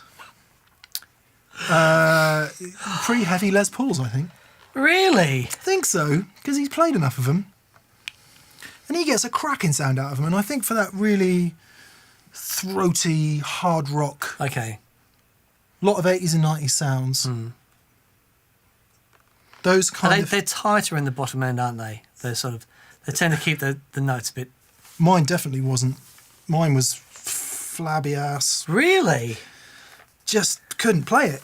But my point of saying this is that lots of people can, and that is their Les Paul sound. Right, sure. They really like it, like the 80s and 90s standards, heavy guitars, fat, massive sounding things. But to me, that is not the Les Paul sound that's in my head. The Les Paul sound that's in my head comes from, if we're talking humbuckers, comes from 57 to 60 bursts and gold tops. Clapton, Kossoff, Pete Green, all those famous burst players that we know. This guitar, Tom Murphy aged Gibson True Historic 57 gold top, does that better than any Les Paul I've ever had in my hands. Yes. Apart from a proper 59, which I really didn't get to play long enough to really know. This guitar, I think the last time I checked was £7,500. An insane amount of money for a new guitar. Yep. And yet... But by golly. And so just to continue that, pretty much all the historic ones I played, all the custom shop ones I played that fall below a certain weight will do that for my tastes personally. Now, I know a lot of other people who really don't like that, who prefer a bit more beef in the guitar. But it does seem to me, once you've got the wood selected nicely, pair of really decent, proper vintage styled pickups. I mean, clearly nothing sounds like an old PAF, but they're getting pretty decent now. These are custom buckers. once you put all those things together, there is then a direct correlation between how heavy that guitar is, how much I'm going to like it. Yeah, sure. Just purely from a personal standpoint. Yep. So the question about the video and what did we think of the £6,000 custom shop Les Paul, Yeah, you might hate it, you might love it. yeah, sure. But I do find, unfortunately, with these blooming things, Danish Pete's got one too. He's got a Tom Murphy one. Yeah, but a sunburst one. Oh, man. And I do find that, sorry, Danish Pete, I tend to like more of the custom shop ones than I do Yeah. non-custom shop Yeah, I ones, know. which is not true of Fenders No. all the time. Anyway, Right. We've got to move things on. Cosnick says FET versus op-amp IC in a buffer. FET versus IC in general. Frequency response and dynamics differences. Okay. So the FET as a transistor, as a buffer, I much prefer a good op-amp. Just as a buffer, quieter. It's the buffer, like crazy high input impedance. It's also because it's a differential amplifier. Depending on what's going on at the inputs of those two amplifiers, you've got a lot more gain. But just as a straight ahead simple buffer, I would always go with a nice low noise op amp. The reason people like FETs is because their nature they react in a similar way to valves. However, just saying FET or op amp, it doesn't really mean anything until you see how it's in the circuit. there's too much else going There's on. isn't so there? much, yeah, exactly. So if it's just doing the job of a buffer, it's always the op amp for me. But a FET in a gain circuit that's adding a bit of its characteristics can be really good. I tend to like FET boosts, Yeah, Tend to like them. Yeah, they can be great. but it's a tend. It's not a Yeah. not an always. Yeah. We should say no more super chats. I think. Yeah, good I don't shout. know if we're still miles behind. We But, are blinking at we're miles behind. Are we? So Yeah, please, yeah. no more super chats. Thank you for everyone who is super chatting. We will try and speed up. I apologise for my lengthy ramble about Les Pauls. Patrick Carroll says M&D, just asking, will ZVEX Octane 3 still be on TPS? Okay, you find the next one? Yeah. After this one. Yes, it will. But I don't know. We need a question. What's the question? Okay, we've got the Octane 3. Here it is. We'll find a question. We'll find a for it. question to get it on the show. Dave, could you put it on the table, please, John? And then that way, we can leave it on the table, and it will remind me that we need to add that into our shows. Okay, done. So yes, just for you. There we go. Harman Gan Cuddy, says Ronstadt. SDR would be curious if you had any funny involvements with artists or as players on theirs or your own albums. Yeah, I can't tell any of my funny artist stories, unfortunately. No. Charlie O'Toole tried out some 6v6 amps as your suggestion. Now set on the deluxe reverb. Thoughts on converting it to the head, or just go with the Tone Master? Yeah, don't convert it to a head. Go if you want a head, go with the Tone Master. Is what I would say. Should I chop off my right or my leg? Is my right leg or my left leg? Is that question, isn't it? Yeah, sure. Charlie, they did do a deluxe reverb head for a minute there. Search yeoldereverb.com or what's the other thing? eBay. The Bay of Dreams. Yeah. Yeah. And see if you can find one. They do exist. Yes. They do exist. Very good. Miguel Escalera, thank you, mate. That's very Thank you, Miguel. kind. Thanks to BV. We haven't said thanks to BV No, we today haven't, BV. for moderating. Thank you, Yep. BV, for Legend. consistently keeping us out of trouble. Thank you. Indeed. Shepherd Leek says, howdy. Starting to feel a little strange running my Silver Sky into my Boss Katana, although it does sound wonderful. Picks for an at-home valve amp upgrade. Lots of love and respect, guys. Thanks. Okay. I think my deluxe reverb, I think is a wonderful little at-home valve amp. Yep. You can't really crank it though, can you? No, you can't crank it, but they look so good. Because the deluxe reverb doesn't really start happening till between 3 and 5 on the volume control, depending on where you're on what's in V1 of your Okay, so Deluxe reverb. all right, so at home valve amps then. Depends on your home. Yes, that's a really good question though. I mean, even a 5-watt Class 5 will do 98 dB. Yeah, into the right cab. Yeah. We had when we had the Pro Junior Yeah. in the Marshall cab, and that thing was so loud. Controversial opinion from me. I actually prefer digital amps at home, Okay, like THR10. the THR10 is a Actually, cracking amplifier. let me rephrase that. I prefer digital amps at very, very low, Low volume. volumes. Yep. Because you get a bottom end response that you don't get out of a valve amp at low volumes. A valve amp really only starts happening when it's at an appreciable volume, and by that I don't mean 100 dB. Yeah. I mean at a volume that you can kind of feel, and that volume that you can feel is invariably too loud for most homes. I'm just going to add a caveat to that. I've got an Audio Kitchen. What's it called? Super trees, The Big Trees, which is a 1-watt amplifier. And what I find when I'm rehearsing with my THR10, which I love, and so plug it in, bang, sounds amazing. What I find when I'm rehearsing with practicing with the Big Trees into a little 8-inch speaker, I have to be more on it again, Yeah. because those I can't get away with anything. Whereas the THR10, I can get away with murder with that thing, because it sounds so big and lush, you know. It's really tough. It is a really tough thing. So in conclusion, Shepard, we're going to say buy 2 Fender Pro Juniors And run them wet dry. Run them really super quiet, wet dry, never look back. Yep. Rolf Martin Halderson says, "Oh no, you failed to mention Tom Bukovac as the guy who introduced the Noble's ODR1 to Tim Pierce. Still love the direct show on Friday." Did not know that. Did not know That's that. new information. There we go. 2 heroes right there, Tom Bukovac and Tim Pierce. And Daniel Webb says, "Dan's Geordie sounds half Scottish." I'll take that. It's still north. Speedy, again, says, "Thank you for the input on the delay pedal. My band is going for a mixture of Somersault and the Strokes." Oh, nice. Peter Y says, Dan and Mick, how do you stop the gas, even for a while? When you find out, let us know. Yeah. That'd be great. Literally no we had idea. to start a YouTube show Yeah. to justify it. On a slightly somber note, the only time I've ever not had gas for gear is when I've been in a depressive state. Then I want to burn all my guitars, which is not really ideal. So I don't recommend depression to anybody. Other than that, never been...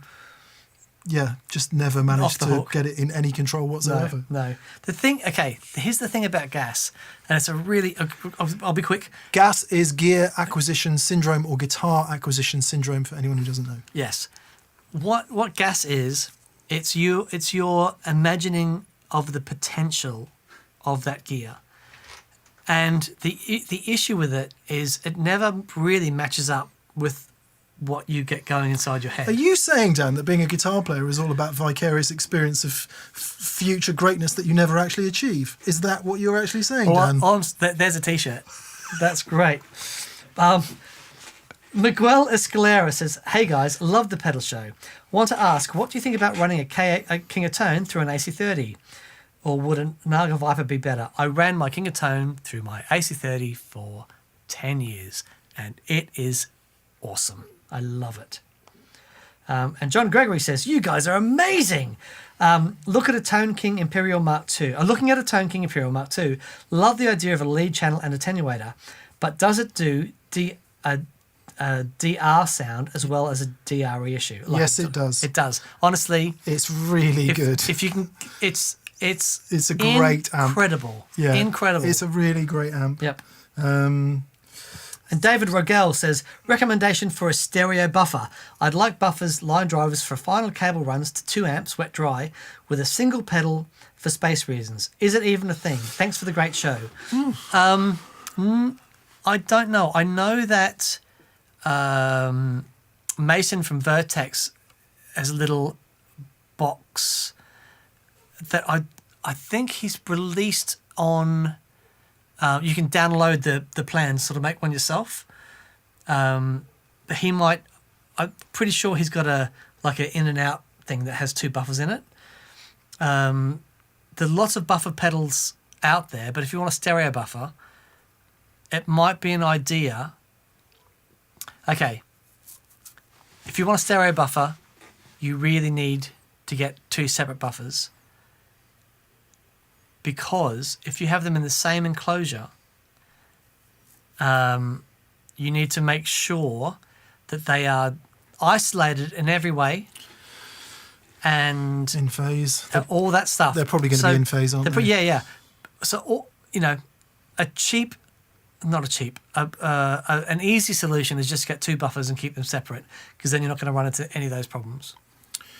Chris Klein, does the Harmonious Monk have a dynamic feature where pick attack affects speed? Sorry for the caps. No. No, it doesn't. I'm sure that sort of thing is possible via analog technology, but one of our stipulations for the Harmonious Monk that it is analog, wholly analog, and nothing but analog.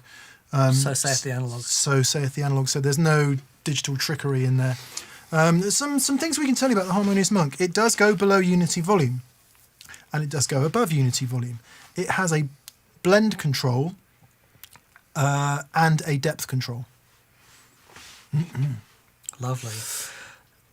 Tim Chalmers, Mick, I want to hear your Collings more. Yeah, do you know what I do Yeah. as well, Tim? I have been a bit Strat and Les Paul focused these past weeks, so thank you for the reminder. Adakai Music says, "Hey guys, love your content. I'm sat listening while prototyping a 7550 deluxe Memory Man preamp with a proper 4558 and 15-volt converter. You interested?" Yeah, nice. So this is just the Memory Man preamp. So it's so interesting when we talk about delays and things. It's one thing that a lot of people sort of tend to gloss over is just how important those preamps are in those pedals. And by all means, very interested. That sounds great. And then we get to Dan Retberg. A few people to interview when the world opens up include Larkin Poe, Tyler Bryant, and Eric Gales. Reached out to Eric, reached out to Larkin Poe, haven't heard back from Larkin Poe, but Tyler Bryant, I don't know. So yes, but it's an open door. Everyone's welcome. Yes, Bring they crisps. are. And hopefully, as you say, once the world opens up again, we can get more people on. Dan and I aren't massive fans of doing the Zoom, online chat thing, because you don't get that human interaction. There's no odour, scent there. And I can't hear them play the guitar Yeah. properly loud in my ears, which is... When we meet Tom Bukovac for the first time, it's going to be in his garage with Yeah. those amps turned up, Yeah, and Mick and I are just in messes on the floor. Yeah. That's how that's going to work. that's exactly Yeah. how it works. Bobby Dorrance says, "I run a Princeton Reverb turned up to 6 through a King of Tone Iron Man 2 mini attenuator in my apartment, and it sounds lovely. Also, first time super chatter. Love you guys." Thank you, Bobby. Bobby, thanks. Yeah. Realistically, for me, it makes more money for me it makes more sense for me to spend money on an attenuator and use my actual amplifiers at home than having a specific home amplifier. Tone King are sending us the bigger Iron Man, by the way, which can take 100 watts. Sorry, Iron Man. Anyway, Where can he Danny lad? Iron Man here, all the way from Newcastle. Where? I am Iron Man.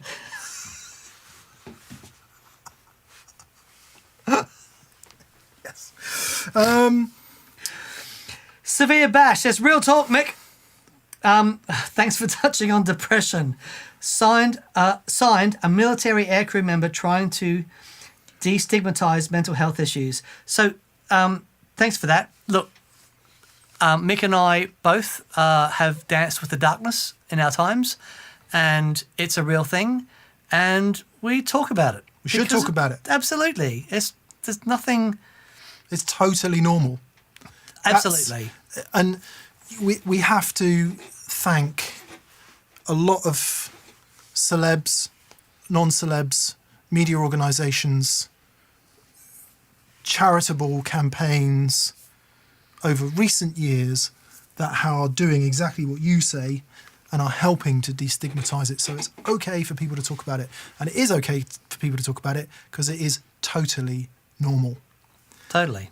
That's the thing. Like, there was a time, even in my working lifetime, which isn't that long now, 25 years, where you just couldn't say anything like that because you would be managed out of a company. Yeah. And I'm sure that still happens. I'm sure it still happens in companies, but it just can't. Yeah. Because it's totally normal to not be okay. It's totally normal. Yep. And especially now, Yeah. you know. So yeah, absolutely. Talk about it. It's a thing. Please talk about it. Yep. Reese Jones says, ordered my KOT last night. Yeah, you did. Thanks for the advice, Mick. Keep up the great work, boys. Thank you, Reese. And Pierre Descamps Decomp. says, do your song quick. Pierre. Pierre. Pierre. The boogie. Hang on. Pierre. Pierre. Pierre de l'air. The boogie. Very good. This is my Eurovision Song Contest entry for next year. It's about You can just give him any word. It's and you about can throw it a in. mythical sack that contains all the answers to everything in the universe. And it's the sac de boogie. Sack the boogie. Yeah. Anyway, he says, hey guys, warm hello from France and all the strength to you going back into lockdown. P.S. The next TPS shirt should be Le Boogie! The boogie. Very good. Sorry. I will just say, I know we're trying to gallop towards the end here. No more super chats, please. Been watching an awesome show on Netflix called Call My Agent. And hilariously, anyone who is not French in that has the worst French accent ever. Right. So there's an English person and an American person so far, and they literally have the worst French accent ever. Almost as bad as my Geordie today. What's did you see? Oh, anyway, I can't. I shouldn't. What was it? Russell Crowe and Robin Hood. Russell Crowe in Robin Hood. Yeah, he did a Robin Hood version. Did he? Yeah, and got asked about his accent in an interview and walked out. Oh, He yes. was really upset. I do remember. Yeah, but it's got to be so hard doing accents on film. You seem to manage it brilliantly, though. Yeah, it's just all right for a phrase or two, isn't it? Do you think there's an effects pedal that you wish existed but doesn't? Yeah, really ace fuzz with a buffer after it. Vintage fuzz with a buffer that really works. Probably does exist somewhere, and Dan Drive's making it right now. Cool. Well, I think that's us. Yep. Canny Danny. Canny Danny. He's a canny Danny lad. Thank you all so much for watching. Thank you to everyone that's gone to that Pedal Show store. Thank you to the patrons, and thank you to everyone that super chatted. And thank you all for just hanging out and turning up. We really appreciate it. Indeed, we do. Yeah. We enjoy this. And We love this. I'm going to miss it over coming weeks because Dan and I are going to do some social distancing and locking down as of Thursday in the UK, as per the government's requirements. We'll still do this though, but we'll do it. We'll do it remotely somehow. Yeah. We'll sort it out. Brilliant. Okay. Yes. Be good. Take care of yourselves. Have a fantastic week. And we will see you for the show on Friday where we have a very special guest. Very special guest. Oh, we're Canny Danny lad. Boom. Cheers. Take care. Bye. See ya. Bye.